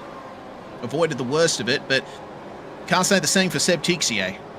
Yeah, he was side by side with someone, and so he couldn't make the evasive action that he wanted, and got drilled into it. So one incident becomes another, and Tixier ends up the worst of it. Blacklock and Chastanov both have slowdowns right now from the final chicane, presumably, as we're going to take another look at the replay here. Tixier's like, oh, okay, something's going on there, and he drives into a gap that closes, really. Yeah, it was Chris Ireland in the DPR Camaro there that found his way around. Split 2 winner. Seb Tixier got a slowdown in 8th. There he is clearing it. He's cleared it. Now falling under pressure from Kobe Jones, the man who led a lot of the way of race 1. Under pressure from only woman driver in the field, Emily Jones, in the green Camaro behind. Blacklock trying to look for some redemption himself. Remember, the redress order on Rehan Leonage, that's what made everything explode in race 1. Get a replay, meanwhile, of Mustang here, and Paul Young trying to go from move behind. Lock up from the car of Troy Stone Street. The 470 of Thomas Freeman having to be sent wide. It's not been a good night for him. So this is up front. Great speed from James Scott and Zach Rattray White, clearing away from the rest of the field. They were the 2 to watch in qualifying, and now we don't have this inverted top 10. They're starting up front and showing their pace. Blacklock and Jones trying to make spots here. I think Blacklock gets one back on Darren Lobb. It's been a good night for Darren Lobb all up. He didn't get the result he wanted in race 1. He was involved in some of the drama that we saw eventuate, but you can't take anything away from his pace. His qualifying was magnificent, and he's still holding on to a position in the top 10. So let's hope that Lob will be able to hold on to something like this going forward. They have lost touch with the top 7, though. Kobe Jones wide through 1. Emily Jones has swapped back through turn 3 to try to maximize the speed down the straight and maybe have a go at him. I think Emily Jones rolls out of the throttle there, heading into the braking zone of the hairpin. Not everyone does. Sapstead passing Campbell back, and then Campbell says, okay, you're going to go deep. I'll just swap on through. And now Adam Hughes fancies a chance. One OPR car after another in the area of William Sapstead. Backing out of it is Adam Hughes. Allows the Rapid Theft Camaro to continue as is. But I think it's going to be an interesting fight to come here, with Sapstead being the filling in the Blackout OPR sandwich. Meanwhile, up the front, James Scott coming under pressure from Zach Rattray White. A 10th faster was the number 17 Vermilion Esports car on the last lap. Feel like this is going to be a tight competition between these two. But remember, we still have a pit stop coming up. Does James Scott have any kind of strategy surprises up his sleeve?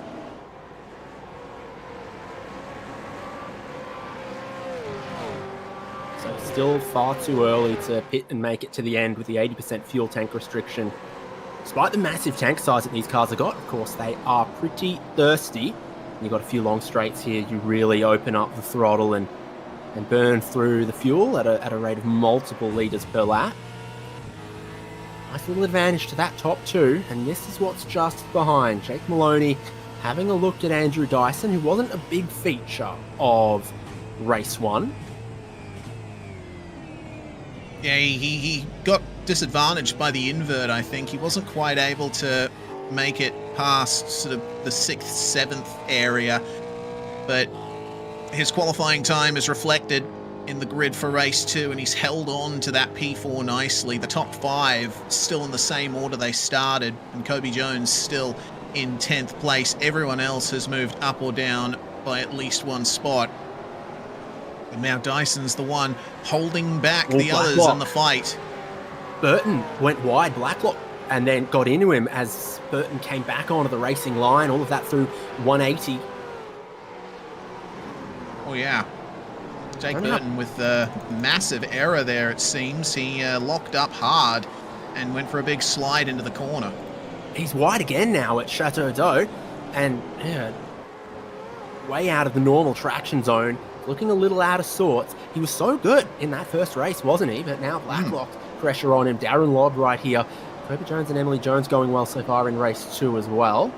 Sam in 12th there's gained 2 spots. Burton just looking a little flustered. And this is how. See, he's got all this clean air to himself. He gets in here and, snaps, locks the rear. Yeah, it looks like maybe a compression lock on the downshift. Or did he maybe get 2 downshifts when he requested 1? Potentially. That's a possibility too. Regardless, the winner of race 1 is looking a little shaky at the moment. And it looks like your summation was correct, David. Keep an eye on the gear display here. Oh, yeah. Down to first gear when he wanted second. That's easily going to send you around. Kobe Jones makes it up into P9, passing Darren Lobb at Adelaide. I'm going to pat myself on the back for predicting the split 2 strategy and predicting that when I've never driven these cars before. You've had a pretty good run tonight, has to be said. Well, see what other predictions you can make and get right, Nostradamus. There's keeping an eye on Maloney still. Not able to find a way past Dyson, but this pack is starting to make a bit of ground on Scott and Rattray White as our top 2 fight. Andrew Dyson, actually the fastest car in the top 6 on the way through the last lap. I think they've settled into a rhythm, though, up the front. Scott and Rattray White, they had their battle early on and trying to assert each other's place. But I think now they both realize, okay, the time for battling is over for now. We just got to focus on our strategy here and see if we can make the pass in the pits. It's Andrew Dyson who got a little out of sorts coming out of the final chicane there. as Jake Maloney, Madison Downer, and Leonard still in close company with him. The wind's brought the clouds across. The track temperature's going to cool now. The air's going to cool a little bit. And that could be good for some because they need to cool their heads and cool their tyres if they're going to run long in this stint. So, incident under review for Jake Burton there. I think Sam Blacklock might have called this into race control. So here's the double downshift for Burton. Slides wide, and Blacklock will be coming through here. Yeah, he's off the circuit at this point, and then through comes Blacklock. Burton trying to get back on the racing line, and there's contact between the two of them. So Blacklock with the view that he was impeded there by that rejoin. We'll see what race control decide on that front. The weather still looking good for a cool, dry track. Remember, we might see a chance of rain coming in at the end of the race. Meanwhile, seeing that Ewan Baker has gotten a 10-second penalty from race control. That was for the contact at the hairpin. Yeah, the contact at the hairpin on lap 1 with Dylan O'Shea. So we saw that happen live. And I don't think it should come as a big shock that race control assigned a penalty for that incident. Always got to look at lap 1 with a bit more scrutiny. Pressure on Dyson and he's wide again. Goes on here for third. Yeah, Andrew Dyson, I've noticed that the last couple of laps, he doesn't seem to be getting the run out of the final corner that he wants. Coming off the jump off that curb, there's plenty of sliding coming out of the 999, and Jake Maloney's just sitting there behind. He is applying that consistent pressure. How long will it be until Andrew Dyson cracks? And just a tiny bit more space opening up for those top two who you know are going to be managing their tyres, potentially managing their fuel if they think they can cut down their pit stop time. No need for them to streak away to a 5 or 10 second lead when a safety car could happen at any time and erase that.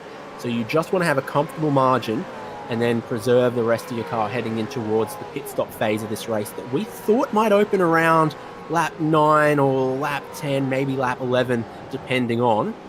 Dyson's been moving the rear of the car around, moves the rear around a little more. I think his rear tyres are overheated and popping down the inside of 180. Jake Maloney moves into a podium position. Yeah, and the exit of the final chicane probably playing a big part in that. Bit too much sliding in the rear. These cars, it's been consistent throughout from the original Ford Falcon FG all the way through Gen 1, Gen 2, and now Gen 3. You have to look after the tyres. You have to make sure that they don't overheat too much. Otherwise, the amount of load being put through them by these powerful engines and the large mass of these cars as well, they're 1.5 tons in weight. Very difficult to manage. Scott's driving defensive. He's gone half a car length to the inside to try to fend off Rattray White, who has a slowdown. Cleared it already. He's good. Yep. He'll hold on a second. Yeah, but he's lost touch with James Scott here. Looks like he tried a move here at Chateau d'Eau and a bit of contact with a lockup. Scott turned in early to try to close that door that Rattray White was going for. That's why Rattray White wasn't particularly happy. That was not James Scott's normal line. He reacted to the car behind just a little bit. Super ambitious already from Rattray White, but I think James Scott was looking in his mirror, not looking at the apex. Yeah, seems that way, at least from the aerial view. Now Rattray White has lost touch with Scott and is falling into the clutches of newly minted podium sitter Jake Maloney. And this Mustang has been looking pretty rapid over the course of this second race. TCR always a factor up the front, and Maloney, especially in recent years, has proven to be one of the leading drivers of the team. Dyson's under more pressure here because he just moved across the nose of Madison Down, who was trying to get down the inside of him at turn 9, 180. That's Lawford in the lane, isn't it? Yeah. Mustang, a 911 and a tow truck. Yes, indeed.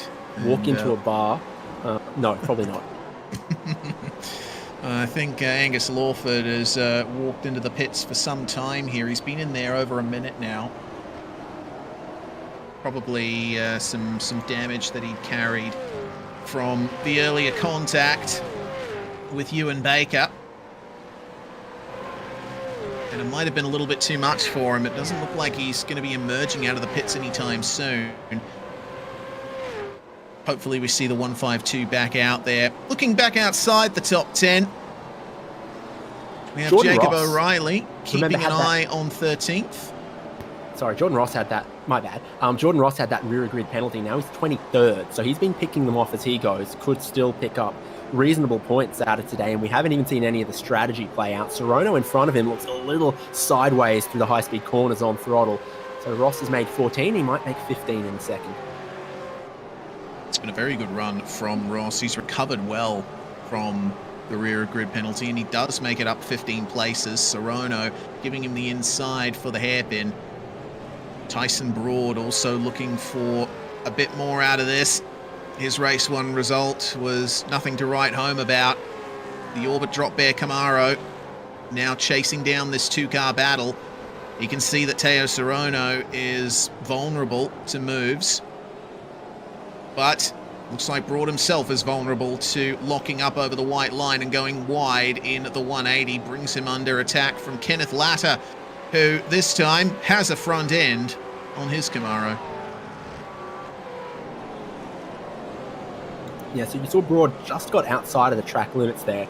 Not as far as we were talking about with Jake Burton, I think it was. I don't know if we heard anything more about that. It's just something to look out for in that corner, the way that they're racing.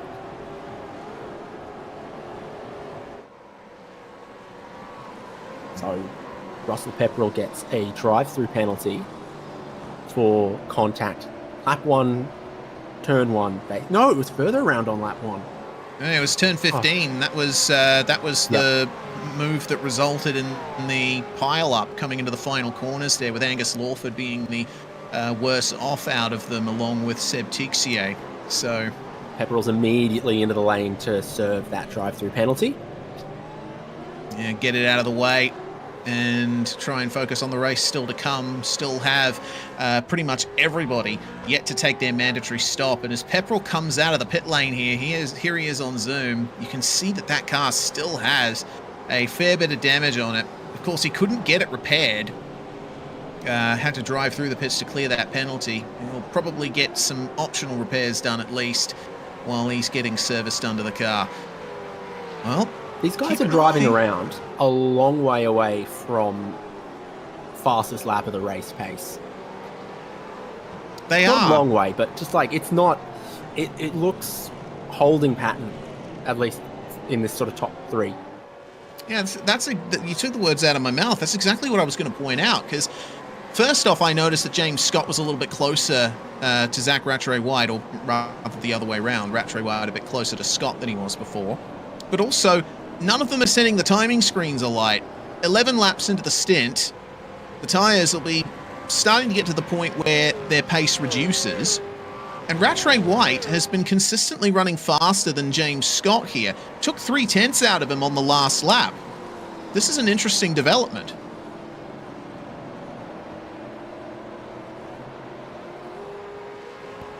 Yeah, so tiny bit of spread here. Jake Maloney catching Zach Rattray-White, catching James Scott. Andrew Dyson not letting Madison down or Rayhan Leonage through, but looking like he might be just struggling 1/10 or 2/10 of a second compared to some of those around him. Jake Burton and Sam Blacklock dropping a few tenths back off this. Blacklock thought he could get through on Burton, thought he was aggrieved by Burton, but is still sitting behind him and unable to pass. Toby Jones, Emily Jones, Darren Lobb, the next group of cars. How about the Brock Salmon train for 12th? They're all working their way upstream to some glacial meltwater. They are indeed. Keep an eye on the lead as we keep an eye then on Brock Salmon here. Of course, one V8SCOPS race win to his name many seasons ago at Canadian Tire Motorsports Park. That was back in the VF Commodore and FG Falcon days. Got Jacob O'Reilly right behind him. Stenberg and Preston, no strangers to each other, as I noted in race 1. But they could stand a chance of gaining a good advantage here. Salmon is definitely under pressure here. But having said that, he ran a bit faster than O'Reilly and Stenberg. Preston, in fact, seems to be the paciest out of this quartet. Stenberg's made the most gains throughout the race, though, +4. You look further back, you find some more gainers, but between Sam and O'Reilly, Stenberg and Preston, Stenberg's been making the moves. Do you notice some different lines sometimes, turn 2 and 3 here? Some drivers go all the way out to the white line on exits, some don't, and it's characteristic of this car being big and high horsepower, but not having a whole heap of downforce, because single-seaters just seem to hug the inside the whole way around, near enough to flat out. It's a real corner for these supercars. Yeah, it's very much a double apex affair in these cars, and I'd say even GT3 as well. It's difficult to pick as a driver. You know, do you go for the geometric fastest line and stick inside or middle? He's got to of the slow road? down. Salmon's got to slow down. Oh, that's not ideal. You'll have to try and clear it. He's going to park it on the apex here and push Jacob O'Reilly back a bit into Kurt Stenberg. It hasn't cleared yet. Got it. Oh, he might be able to clear it by the time they get to Imola. No, still not clear. This is difficult for Brock Salmon. If he waits too long to clear the slowdown, then he will get a penalty. And it looks like, oh, yep, bit wide there. Stenberg's going to try and find a way through here. O'Reilly is through on Salmon. Slowdown is cleared for Brock Salmon. And he's going to try and get back on the power here. Outside line into Lisset. This is going to be a big disadvantage for Brock, though, into the chicane. He is going to have to let O'Reilly through. Stenberg sees the opportunity and goes for the lane. The first one to blink. He's up on the wheel. He's up on the lane. He's going to be up on the jacks.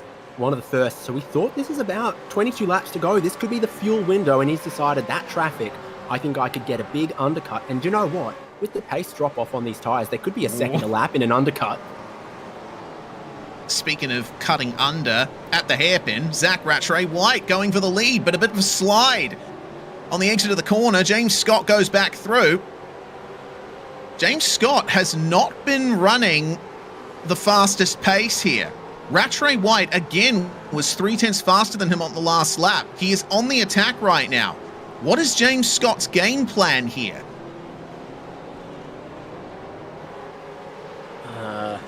It's difficult to tell, right? Here goes Rattray-White trying for the move. But he was a bit too deep on the way in, and the wideness of the track on the exit helps James Scott to gear up the exit.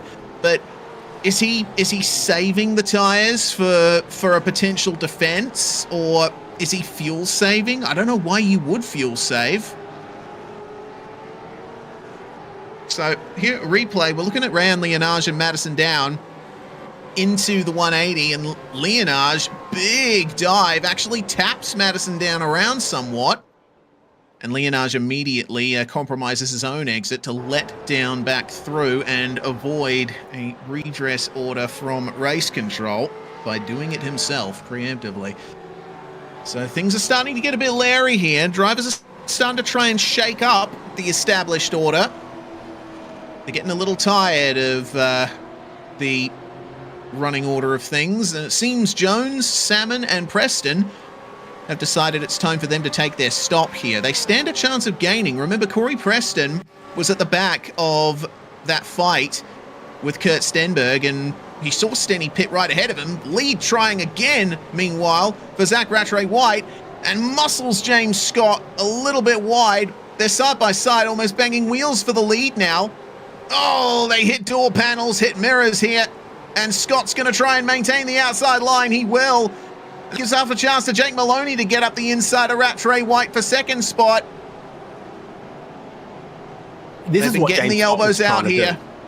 This is what James Scott was trying to do. He's trying to put Zach Rattray-White and Jake Maloney in opposition with each other, because when it was just the two of them skipping away, maybe he didn't fancy his odds like that. He thought he was maybe vulnerable to being undercut potentially, but in this case, yeah, he just tries to put Rattray-White and Maloney in opposition with each other. You've had a couple of other cars pit, so I think we're window properly open for anyone who thinks, I've got a bit more pace than this, but I can't get past. Now could be a time to pit. Absolutely. Oh, okay. So now's the chance here for them to well, from a individual driver's perspective, you want to get yourself in the right position to take full advantage through the pit cycle. They're going to stay out for another lap. But Leonage decides it's time for him to come into the lane. Also noting that Seb Tixier has gotten a license point penalty for that lap 1 contact in the final few corners. And that was with Chris Ireland and Russell Pepperell, but I thought for sure that Tixier was the one who called in that incident. Maybe race control figured that he didn't get on the brakes and sort of arca braked it into that incident. Everyone else slowed up for it, and so if you recall, he was behind Ireland and then got alongside Ireland and then realised the seas weren't opening, and then contact happened. So maybe if everyone else around him exercised more caution than he did, then you've got to say he's at fault for that, for not having enough caution when others did. Yeah, fair enough. Fair enough. I'm just thinking of one way to read it. Yeah, of course, yeah. And I'm certain that's the way race control read it as well. It's been a bit of biff and barge some other places. So Rain Campbell got escorted wide at the Adelaide hairpin about a lap ago. I see Robbie Gibbs is giving someone a little bit of fender. We had that sort of 5 laps. We were thinking, is everyone just chilling out? And now they are not, because it's all about hot laps. It's all about undercuts. It's all about track position as you get ready for the pit stops. Robbie Gibbs, no stranger to getting his bumper in places where it may not belong. Here he is trying to find his way around William Sapstead, but no quarter given by the Rapid Theft Camaro. Gibbs yet to come into the lane himself. Leonage just completing his stop, and 11.1 seconds on my timing. That is the quickest pit stop that I've seen so far, apart from Seb Tixier with 10.7 seconds, lap or two ago. So We said the same thing about Leonage last round, though. He had a really good pit stop time at Montreal, and he has been very good with his fuel management and his inputs. Yeah, certainly. He's got his father Laz running race engineer for him, and it has brought them quite a bit of success, both in the real world in karts, as well as here in V8SCOPS, and of course in the Logitech G Pro Invitational Series as well. Robbie Gibbs has overshot Adelaide corner so far. I think he's ended up in Murray Bridge. Obviously not laughing at Gibbs's misfortune. That was a good one. Yeah, Robbie Gibbs already carrying some damage to the front of that car. We're going to see how it happened here. Still unable to move past William Sapstead, but you can see Sapstead was very shrewd about that defense there. He left Gibbs just enough room up the inside. He wasn't blocking him. He left a lane. Unfortunately, it was too tight for Gibbs, and he couldn't quite see the brake marker on the left that drivers traditionally use to get into that hairpin. Gutsy, but ultimately not well advised. Zach Rattray-White's got back ahead of Jake Maloney in second place. James Scott, I think he's going to want a little bit of time in his back pocket if he's going to pit soon. Now, with the time that they've got in hand, I think these guys can afford to run a little bit longer. James Scott, Zach Rattray-White, Jake Maloney. You just got to keep an eye on Leonage. Is he getting clear track? What are his lap times like? He does a 141.2, which is going to be a new fastest lap of the race. Leonage is on for a bit of an undercut here. Yeah, this is going to be crucial for Leonage. Needs to take advantage of the clear air. Meanwhile, Maloney here through turn 3. Oh, no. I was waiting for that. Waiting for one car, at least, to make that mistake. Very easy to get the line wrong into turn 3 if you don't open the steering at the right time. And it goes to the point that I was going to be making before. Through turn 3, you know, you're right about there being multiple lines possible through there. But you want to try and straight line that first apex and go wide in the middle part, bring it back to the inside for the exit of the turn in these cars. And ultimately, Maloney did not do that. and it has cost him second place. Zach Rattray-White's now on the back of James Scott once again, and well, with a pit stop yet to come for these guys, are we going to see them come in this time around? Neither of our top three get it done there into the lane, but it's back on again between James and Zach, and Zach is once again faster than Scott. I think James is doing his thing again of trying to back these guys into each other. So 142.3 from race leader James Scott. A lot of the drivers that have pitted and gone to new tyres are able to get to sort of 142 flat or into the 141s. Rehan Leonage has done two 141.2s in a row, a second a lap faster than Leonage, so that got than James Scott, who's backing up Zach Rattray-White again. Rehan Leonage has got a tiny bit of clear space, a tiny bit of clear track. I think he could undercut Maloney or Rattray-White here, or even James Scott. Seriously. Yeah, I understand. There's a fair chance of that happening if these guys continue battling as they are. I was thinking that James Scott was thinking about the bigger picture here when he was backing these guys into each other and what he seems to be doing now, but Leonage is a bit of sort of outside factor here, and it can be very easy to lose track of that. Scott, of course, the only representative of Chiefs Esports Club in this race. He doesn't have teammates with him. I'm sure he has a spotter to tell him what's going on, but they've got to make a decision about getting into the lane and potentially getting some pace back. There's the gap, 25 seconds, and you know what? That seems... Yeah, oh, there we go. Rattray-White comes into the lane. This could be the factor. This is going to give us our first clue as to whether Rehan Leonage has a chance at winning this one. Dyson will follow Rattray-White in. We've got to see where Rattray-White comes out relative to Leonage to see what the real picture for the podium looks like. And James Scott's got Dylan Rudd as his spotter. Zach Rattray-White's got Lewis Greathead in session as his spotter. There's Leonage at speed on the pit straight. There's the others who are about to blend, and they blend around the outside of turn 2, if you recall. So I think, to be on, yep, there we go. Yeah. Well, how close, remember, was Zach Rattray-White to the race lead before he stopped? Leonage has undercut second place. He could be right with James Scott, who's been leading the race most of the way, might need a tiny bit more fuel than others. Leonage's tyres will be in. Not that Rattray-White's are going to take too long to fire up on this track. Yeah, they'll fire up pretty quickly, and he's already firing up for a move up the inside at the hairpin, but Leonage covers him. That's good spatial awareness from the both of them. They cut that very fine, but they got it done regardless.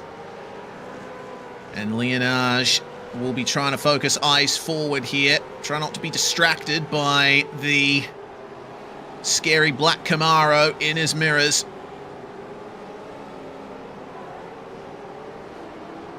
Now, when do James Scott and Jake Maloney respond here? They're coming down to the final section of the racetrack now.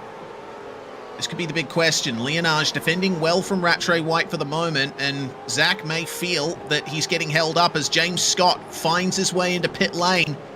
It's a good entry. They're side by side coming through Chateau d'Eau.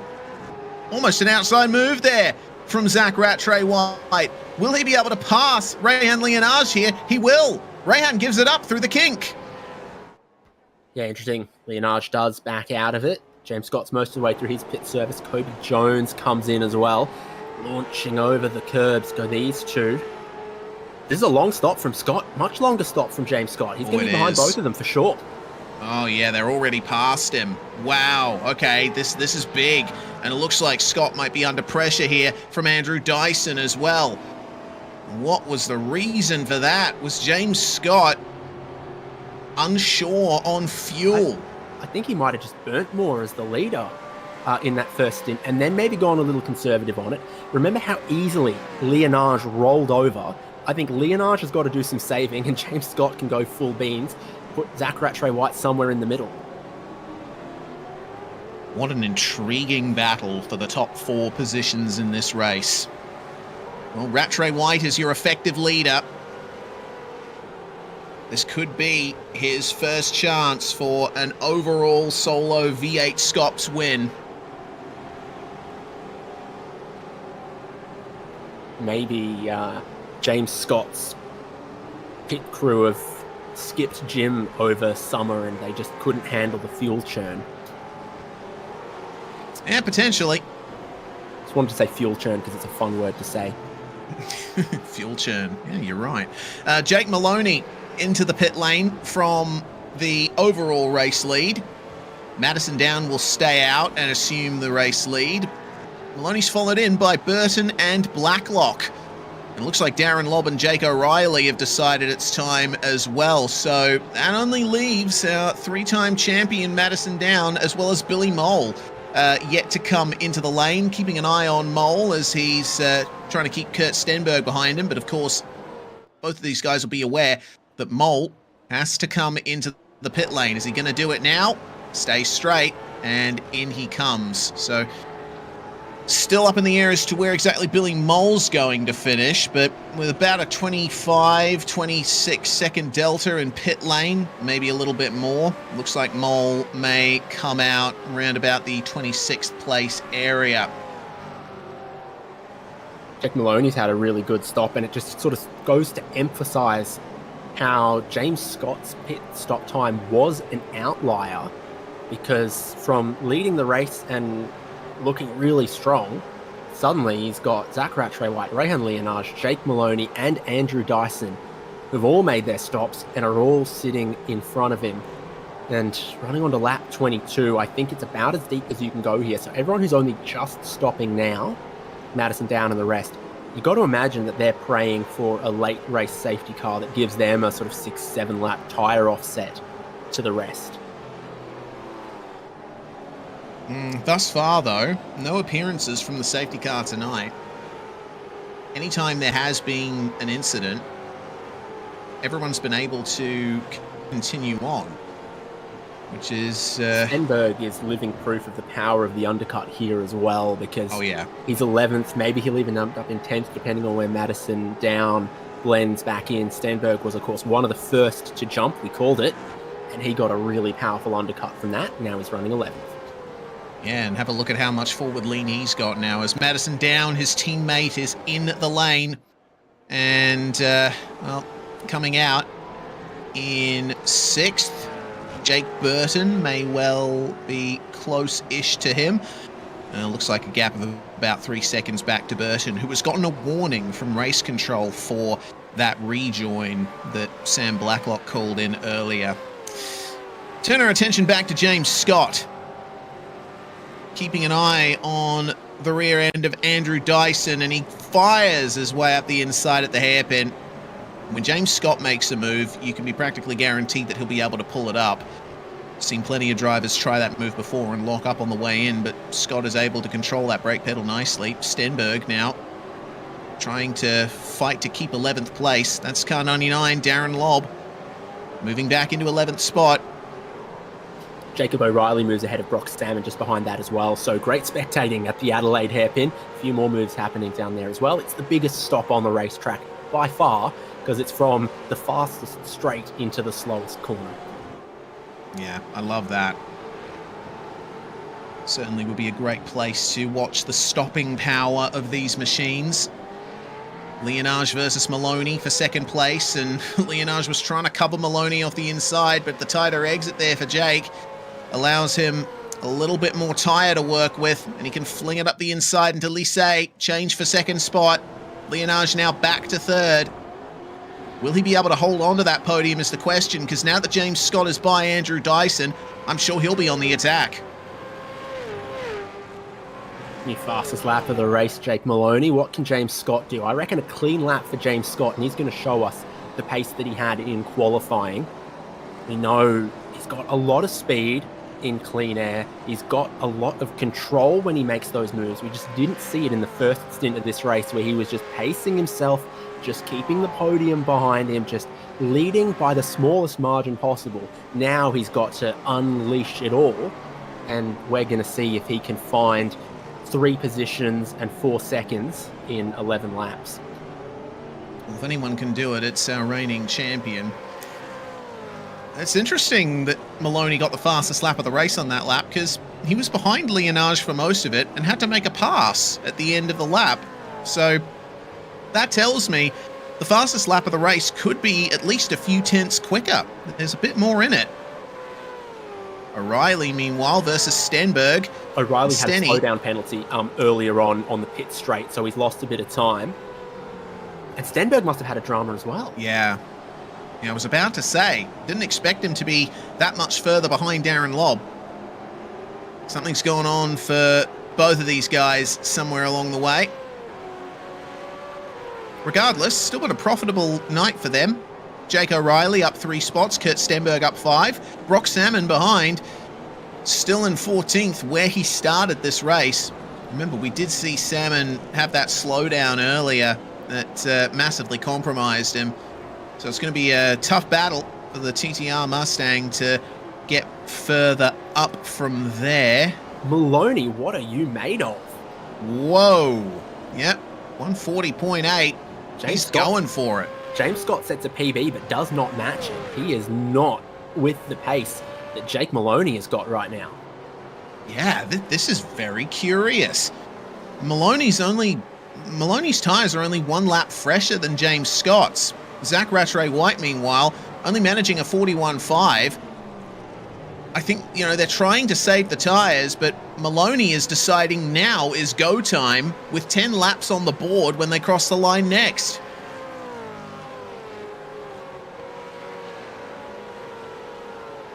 Fair bit of curb there. Right, so Teo Sorono and Brett Loxton here on the replay. Something going on between these two. Loxton a bit deep into Lissay, but pulls it up. Meanwhile, J. Ross behind them. Ooh, making contact through the chicane, and Jordan Ross decides, okay, 3 wide, let's go. Down the front straight. Brett Loxton pulling out of that one, and Jordan Ross finds himself up 2 positions from a little bit further behind. That was a good bit of driving. Yeah, so it starts with Loxton pushing wide and then from off track trying to cut back across into the chicane, which someone thought they could get their nose into, maybe rightly, maybe wrongly. And then Jordan Ross goes, well, if one of you's got to slow down and the other one of you's thinking about redressing, I will split the gap and move myself up.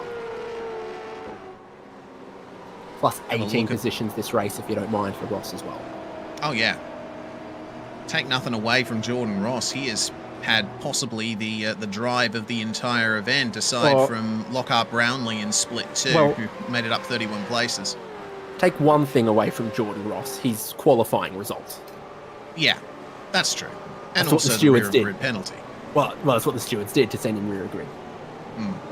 Yes, of course. Well, keep an eye on that gap. Maloney, 4 tenths more out of Zach Rattray-White on the last lap.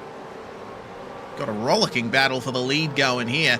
And Rattray-White needs to respond to this. He's been running those consistent laps, seems to be driving to a number. 141 mid for the last 3 laps running. But Maloney is out there trying to do qualifying laps on these tyres. Shortest pit stops in the top 10 are Jake Maloney, Rehan Leonage and Andrew Dyson. So if Leonage has got to save, Maloney might need to save. Andrew Dyson might need to save. So I wonder if Maloney is going to try to attack while he can and then park it a little bit from the front like James Scott did in the first stint. I wonder if there's a bit of a timer, a clock ticking here. Oh, trying at least say space given by Zach Rattray-White. Maloney has to yield for the moment and try again next lap. James Scott looming in 4th. Oh, he definitely is. He's certainly on the pace now. Not quite as on the pace as Maloney is. No one can touch that fastest lap for the moment. But James Scott, 6 tenths quicker than Rehan Leonage on the previous lap, so Scott is still a threat for 3rd. Question is, will he be able to catch up to these two as Maloney gets in the slipstream of the Camaro? No chance for a move at the hairpin this time, but look at him just drawing up there. Defensive for Leonage. James Scott going to try and go around the outside of the hairpin. They make a slight little bit of contact on the way through. Not enough to really unsettle either of them. The top 4 order stays the same. And Andrew Dyson could certainly stand to gain something here, as could Madison Down. Remember, they're not too far behind these two battles. Rattray White continuing to cover Maloney through these corners. And yeah, I think he might be taking a leaf out of James Scott's book here. Yeah, and this is why James Scott needs to make this move on Rayhan Leonage, because heading into the final laps, we're seeing that Zach Rattray White's content to sort of defend the line, park up Jake Maloney at the exits, etc. If Scott gets the track position in third, he'll close up on the leaders pretty promptly if they keep fighting the way that Jake Maloney wants to take the lead and Zach Rattray White is willing to defend. Unstoppable force meet immovable object, as it were. To the end of the lap.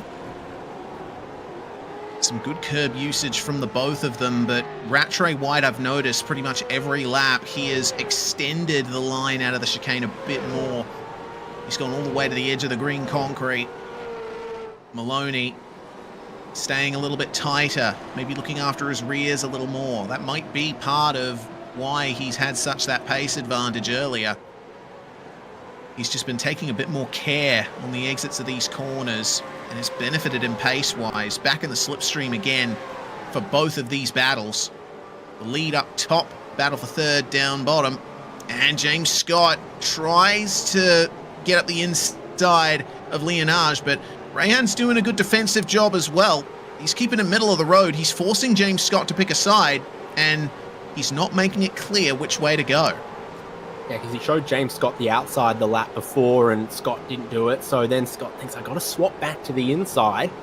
Rayhan Leonage has made that very difficult, a very tight line where you're going to be cautious to throw your nose down the inside there. And you saw Scott make the move to try to take that line, but he couldn't break deep enough, and he knew it, that if he got alongside on that tight line, he was going to blow past the corner. Leonage maybe could have over-undered him.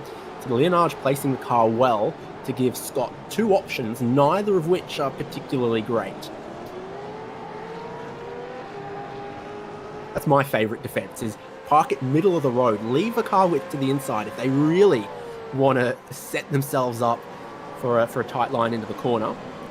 So they can take the outside, or they can take an incredibly unfavourable tight inside line, and that's what Leonage gave to James Scott, and Scott hasn't been able to get past just yet. He's waiting on maybe a bigger mistake from Leonage, who I've seen slide wide out of that final chicane a couple of times before, as I think Andrew Dyson has just done as well. Yeah, Leonage may be fast, but he is not bulletproof. And his tyres are getting old. He had that great undercut, but now he's into the next phase where he begins to pay for it. And Andrew Dyson versus Madison Down as well. 3-lap older tyres for the 999, and Madison Down's taking chunks of time out of Dyson lap on lap here. So we got two-way. Oh, here we go.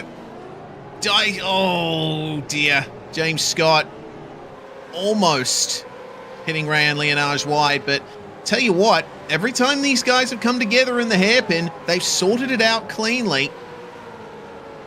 This is exactly how you want to see a battle go. They're not afraid to get the elbows out where needed, but they both hold on to it. They both keep going. But that's brought Dyson and Down right into the midst of this. Yeah, and they're getting further away from the race lead as well, when you think at this pace there's really only maybe 10 minutes left of racing, and Scott's trying to get past Leonage, but seeing the lead sail away. Yeah. Sackstead dropped down the order. Time. Robbie Gibbs trying to get up the inside of him at the hairpin. Tapped him around. Here's the view on board from Gibbs, who's had not the greatest of nights. Switches to the inside, but not far up enough to have the right to the inside of the corner. Sapstead turned in, and there was a car at his rear quarter. He's done what James Scott tried to do, and James Scott had the sense to realise this isn't going to work, swapping from the outside to the inside and trying to break down the inside. That's sort of the gap between James Scott and the rest of the field, is Scott thought about that and calculated correctly that it wasn't going to work cleanly. Yeah, indeed. I want to note something as well. At the very same corner on the last lap, look at Maloney's car. He's got some damage to the front bumper now. He actually got into the rear of Zach Rattray White in the hairpin. on the previous lap. And well, things are starting to get a little more leery in this battle for the lead. Maloney still faster than Rattray White, but Zach is making it difficult for him up the inside of 180. The door is half open and closes, and there's contact. Maloney will redress the position immediately. It's good to see that these guys are realizing the situation, pulling out and trying again later. That's what you want to see. Good, respectful racing between these incredibly competitive drivers. Look at that line again. This is what I talked about earlier. Zach Rattray White's willing to park the car defensively. He takes such a tight exit here to not let Jake Maloney get back underneath him. And that's the Adelaide hairpin a couple laps ago. It's just knocked the bar out for Maloney. 5 laps to go, and they're pretty well lockstep. Leonage all sorts of out of shape back there in third as well. This whole top 5 is going to be edge of your seat stuff, I think, coming towards the end. Leonage's tyres are now 15 laps old and got 5 more to do. Yeah, you get the feeling Leonage is the most vulnerable out of this top 6. Aside from maybe Zach Rattray White, who is continuing to be harassed by Maloney every time they get to the hairpin. In fact, Maloney is just making up tons of ground on Rattray White. Here comes Madison Down, meanwhile. Half a move on Andrew Dyson, but much like James Scott has done on multiple occasions, decides that it's not worth committing to something that isn't going to be 100%.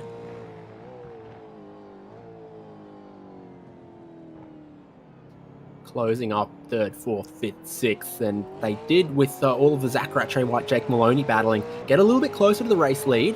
So Leonage is sort of back within 3 seconds, but it's going to be big fireworks from Rattray White and Maloney for anyone to be able to sneak up there and take the race win away from one or the other. Turned in on the grass, did Dyson. Very unsettled through Imola, and Down still can't find a way through though.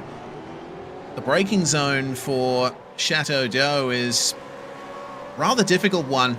Not only is it short, but you're also just coming off a fast S-bend on your way into that corner too. Here's what happened to Dyson. Just on the grass at turn-in, and the rear end says no thank you. Fortunately, his trajectory was just right for the corner, but there's a little bit of extra heat in his tyres that isn't going to do him any favours. Well, it gave him great rotation, didn't it? Perhaps too much rotation, but it got him to the apex of the corner. Different lines again through turn 2 and turn 3. Zach Rattray White and Jake Maloney. Maloney, of course, trying to set up a run down the longest straight here. He could do it. Yeah, this time he has... he's swapping over. Oh, is this going to be the move? Contact again. Bumped wide. And through goes Maloney. Does not immediately redress the position, so he thinks that that move was on. Looked pretty fair overall, I thought. Yeah, I think so too. Rattray White looking to fight back though. Firing it into the 180. A little bit of a slide mid-corner though. I think he might have been rattled by that. Nevertheless, Maloney through to the lead of the race with 3 laps remaining. Have a look at this. Ooh. Oh. He was alongside the B-pillar at the point of contact. You and I in perfect synchronicity with our reaction to that. We went, yeah, no, not quite. We were like 80% sure that's a good move to like 40% sure that's a clean move. We'll see what Race Control thinks about that one. And Race Control doesn't have much time to determine if they're even going to look at it. 3 laps remain at Magny-Cours. James Scott right on the back of Rehan Leonage. Madison Downs still trying to get past Andrew Dyson. And now Zach Rattray White needs to respond to Jake Maloney, who wasn't afraid to get the elbows out that time. Here comes the exit of turn 3.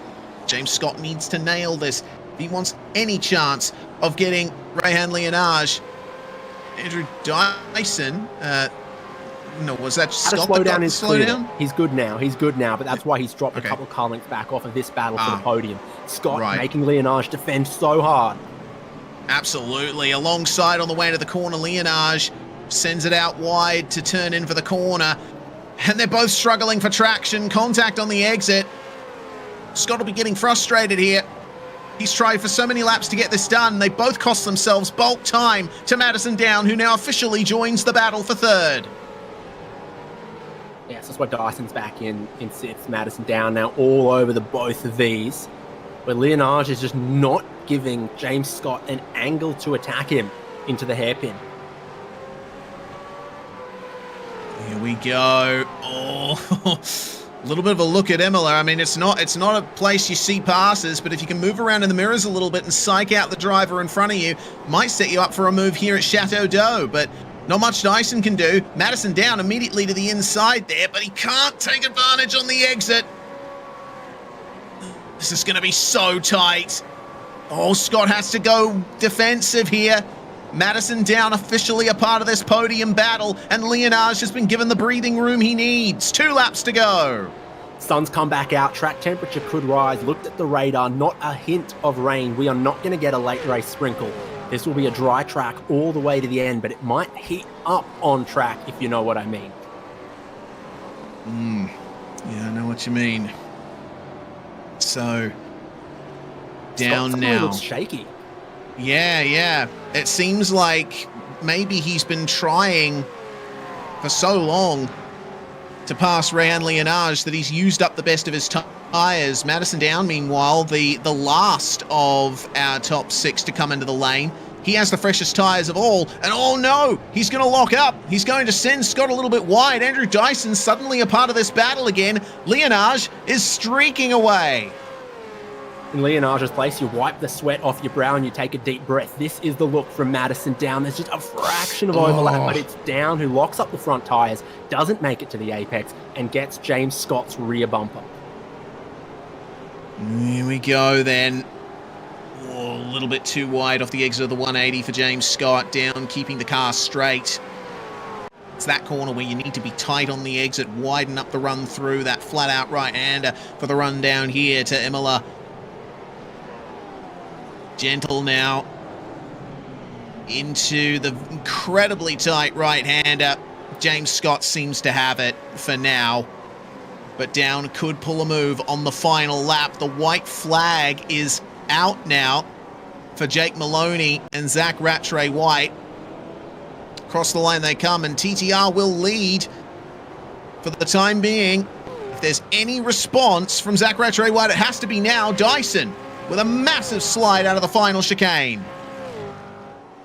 Yeah, no slowdown though, so he can hold on to his spot for the moment because he's only got a second buffer to Jake Burton. Sam Blacklock, Emily Jones, and Kobe Jones are completing the top 10 at the moment, but I sense there could still be a fight for those final spots inside of the top 10. Jake Maloney with 7/10 is looking good in the lead of this race. It's been a good drive. It's been a great battle between these titans of Australian sim racing. And Magny-Cours has absolutely turned it on here for its V8SCOPS debut. When I saw this track on the schedule, I was looking forward to it. I thought this is going to be a good night, and it's turned out to be exactly that. We'll see if there's anything to be said in the last half lap of this race, though. Maloney and Rattray-White separated by 7/10 just about as they make their way into the final sequences of corners. Rayan Leonage seems safe over James Scott, Madison Down, and Andrew Dyson. The gaps have extended here. I think maybe by now they've decided it's well worth just preserving your position to the end. Final couple of corners coming up for Jake Maloney. Doesn't have a completely clean car. Had to get the elbows out to get the job done on Zach Rattray-White, but man, what a drive it has been here from Maloney. Started in 4th in this race, and he's going to come away with the victory in race 2. Jake Maloney winning at Magny-Cours in race 2, and Rayan Leonage will complete the podium. Zach Rattray-White finishing in 2nd place. That means TTR gets wins in both races tonight. A great round for this significant team. going to try to find the line locker, send the brake bias forward, and dispose of those rear tyres that did the final 14 laps of the race for him. Jake Maloney went long in the first stint, and it worked out really well for him. Rehan Leonage went short in the first stint, took an undercut, and it worked out really well for him. Different ways to slice it, and both of them end up on the podium. Yeah, it turns out this was a very good race for strategy fans here, and also for hard racing fans. Jake Maloney, 6/10 ahead of Zach Rattray-White at the end, and Leonage in third. Scott finishes fourth. That is his best result of the season thus far. Hopefully, gets back on the metaphorical wagon in the rounds to come and defend his title against a very interesting job from Trans-Tasman Racing and Phoenix Racing Team, not to mention Vermilion. Down and Dyson round out the top 6. Burton and Blacklock 7th and 8th. Emily Jones and Kobe Jones will round out the top 10. Quiet at the end for them, but well-deserved top 10s. Darren Lobb finishes in 11th with Jacob O'Reilly 12th, Kurt Stenberg 13th, another driver making good use of the fresh tyre undercut. Brock Salmon 14th. Jordan Ross, big mover of the race, with 22 positions gained from the rear of grid to 15th, just ahead of James Chastano for Robbie Gibbs, another big mover. Tao Sorono, Rain Campbell, and Tyson Broad is 20th. 21st place, Brett Loxton. Had a couple of dramas on the way through there. Adam Hughes, Jamie Dyke, and William Sapstead, along with Paul Young, rounding out our top 25. Ireland finishing 26th spot, only a couple of tenths ahead of Thomas Freeman. Ewan Baker got a penalty. He had to settle for 28th place, 2 seconds ahead of Dylan O'Shea. And Daniel Benefield rounding out our top 30. 31st place, Troy Stone Street, up 2 spots. Kenneth Latter still did not have a great night tonight. Big crash in race 1 and down a few spots in race 2. Billy Mole, one of the last cars to come into the pits, ended up getting 33rd in the end. Russell Pepperell, Corey Preston, Angus Lawford and Seb Tixier rounding out our field. Lawford a lap down. He did end up making it out of the pits, but Tixier having to visit the pits for an extended period. Well, it is time for chats with our podium here in race 2. We're going to start things off, of course, with the number 29 of Jake Maloney. Great battle between yourself and Zach Rattray-White there for the win of race 2. Were you surprised at the pace difference between you two when you came out of the pits? Not necessarily, no. I knew having the 2-lap fresher tyres would be an advantage, and I think generally the way the races have trended so far in this car, my long run pace is pretty good. So I kind of thought that would happen, but yeah, it ended up being an awesome battle with Zach, and yeah, a lot of fun racing him. Yeah, it seems like this track is very conducive to all of that. Magny-Cours has made an appearance in the Pro Invitational Series, but this is the first time it's been run for V8SCOPS. Are you hoping that it'll be on the calendar for future seasons? Yeah, definitely. I find it quite a fun track to race. It's pretty challenging. Obviously, you're a fair chance of getting a slowdown here, which I've got a couple through the 2 races, and yeah, just I think it's worth having on the calendar again. And certainly with Burton coming home with the win in race 1, it's been a fantastic round 2 for Trans-Tasman Racing. You guys are going to continue leading the teams championship, I believe. A perfect start to 2025. Yeah, definitely. And a double Jake TTR victory is always a good night. So yeah, we're pretty happy with that. As you should be. Is there anyone we want to shout out before we let you go, Jake? Yeah, just big thanks to Simrigs for being on the car this year, VRS, Card Effects, Brock Salmon and Mad for all the setup work, and just all the team for everything they do. Trans-Tasman Racing's Jake Maloney coming away with the win in race 2 there. Meanwhile, from the Vermilion Esports squad, Zach Rattray-White had the pace to win, comes home second in race 2, stood by with David Haynes. Well, great race. Spent a lot of that first stint watching James Scott lead, and then the pit stops all play out. His stop was a bit long, and you're right up there in contention. Yeah, that Chiefs car actually turns out to be pretty wide. I probably could have got past him earlier. I just didn't want to cock it up and skittle both of us out the way. And as far as the fuel strategy, the tyre strategy, is this a high enough deg circuit that you're really thinking about tyre management through the stints? Based off race 1, I felt like, the undercut was going to be strong, but not that strong. Did alright to probably get past Rayhan as soon as possible. He probably left it a bit too late, maybe one lap too late. But I think it worked out fine. Maybe if I had 2 extra laps on my tyres, then maybe I could have put up a bit more of a fight, but I think it was fine. And qualifying, setting the grid for 2 different races puts a lot of emphasis on that. When there's no progressive grid, you can't afford too many mistakes from the qual.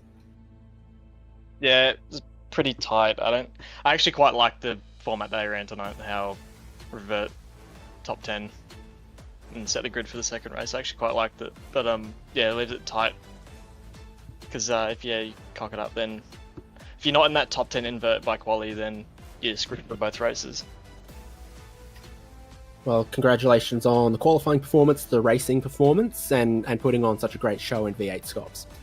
Yeah, thanks guys.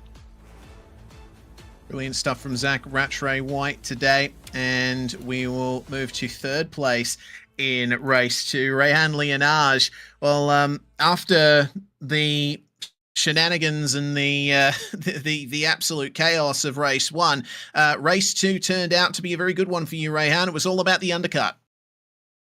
Yeah, definitely. First race was going decently up until the incident, but that was sorted out, so no worries about that. Didn't lose too much from it. And then because race 2 is based off quali positions, didn't have to start where I finished, so P7 was a good spot, got a good start, and then got undercut later on and held on. Yeah, certainly. Good points for you from this round. You were 4th in the championship coming into this round, so more podiums obviously on the horizon for you this season. Looks like it's going to be a consistent one in 2025. Yep, sure hope so. Let's see if we can get top 3. Yeah, absolutely. Anyone you want to shout out before we let you go, Rayhan? Yep, I'd like to thank Hybrid Race Simulations, Melbourne Hydrographics Depot, Aramex Heatherton, DHF Tires, RSW Graphics, Bubbles and Balloons, and Phoenix Driver Development. And I'd also like to thank Race Control, dealing with all the carnage, you guys for putting the broadcast on, and everyone for watching and turning up. Rayhan Lienage there. Congratulations. And, well, we are going to have one heck of a race to look forward to for round 3. David, Watkins Glen hosting the next round of the championship. You know what? It's going to be very good indeed. But before we do that, I understand you've had a chance to catch up to Jake Burton. Yeah, our race 1 winner, if I recall correctly as well, Jake. Yeah, that's it. Second Feels one like a long time ago, right? Yeah, it did. I was just reading through the rules because I hadn't given a proper read, and it said, "Oh, we encourage the race 1 winners to come and have a chat too." So I thought I'd come say hello. Yeah, indeed. So, I mean, with the 2 different formats of racing that we see, so an out-and-out sort of 18-lap sprint, and then this sort of, fuel strategy, tyre strategy, second race, is it just a case of, how the cookie crumbles around some of the contact that happened inside of the top 10, or when you take some of the tyre strategy out of it, does that favour you? I don't know. I don't know if my pace was quite as good as some of the other cars, but I think just those first couple laps in that first race, I managed to kind of make some positions, and then obviously Sam got given that redress, which got one of them out of the way, and then really it was just I felt like I had a fair bit more pace than Kobe, so it was just a matter of sort of wearing him down. I started to run low on laps, but I wasn't thinking too hard about tyres or fuel. It was cool to have a race where you can just drive hard all race and just try and make spots. How's your French? Shocking. I hate this track. I hope it burns. Not in real life, obviously, but I'm very surprised that I picked up a win here because I really, really didn't enjoy this place. I'm keen to get to some more conventional tracks later in the year, and don't speak any French at all. Well, you had a very bon race, and it was très magnifique in race 1, and you also pick up some points in race number 2 as well, inside of the top 10 of qualifying, inside of the top 10 in the racing, and congrats to you, Jake. You've got some people to thank, I'm sure. Yeah, thanks, mate. Yeah, huge thanks to VRS, who continue to support me. They've supported me for 8 years now, so it's been a massively long relationship between the two of us, so hugely thankful to them. And also everyone at TTR. The base set this week that I ran on was built by Madison long before I even got on to do my first lap, so huge shout out to him and the rest of the team for all their support, and yeah, to the V8SCOPS crew as well. This series I feel like it's got a bit of a breath of fresh air this year, and excited for everyone to come race. Anyone who's sort of listening in the chat, definitely come and have a spin in V8SCOPS, because the racing's really, really good. We'll see you at Watkins Glen then, hopefully. Yeah, thanks, mate. Cheers.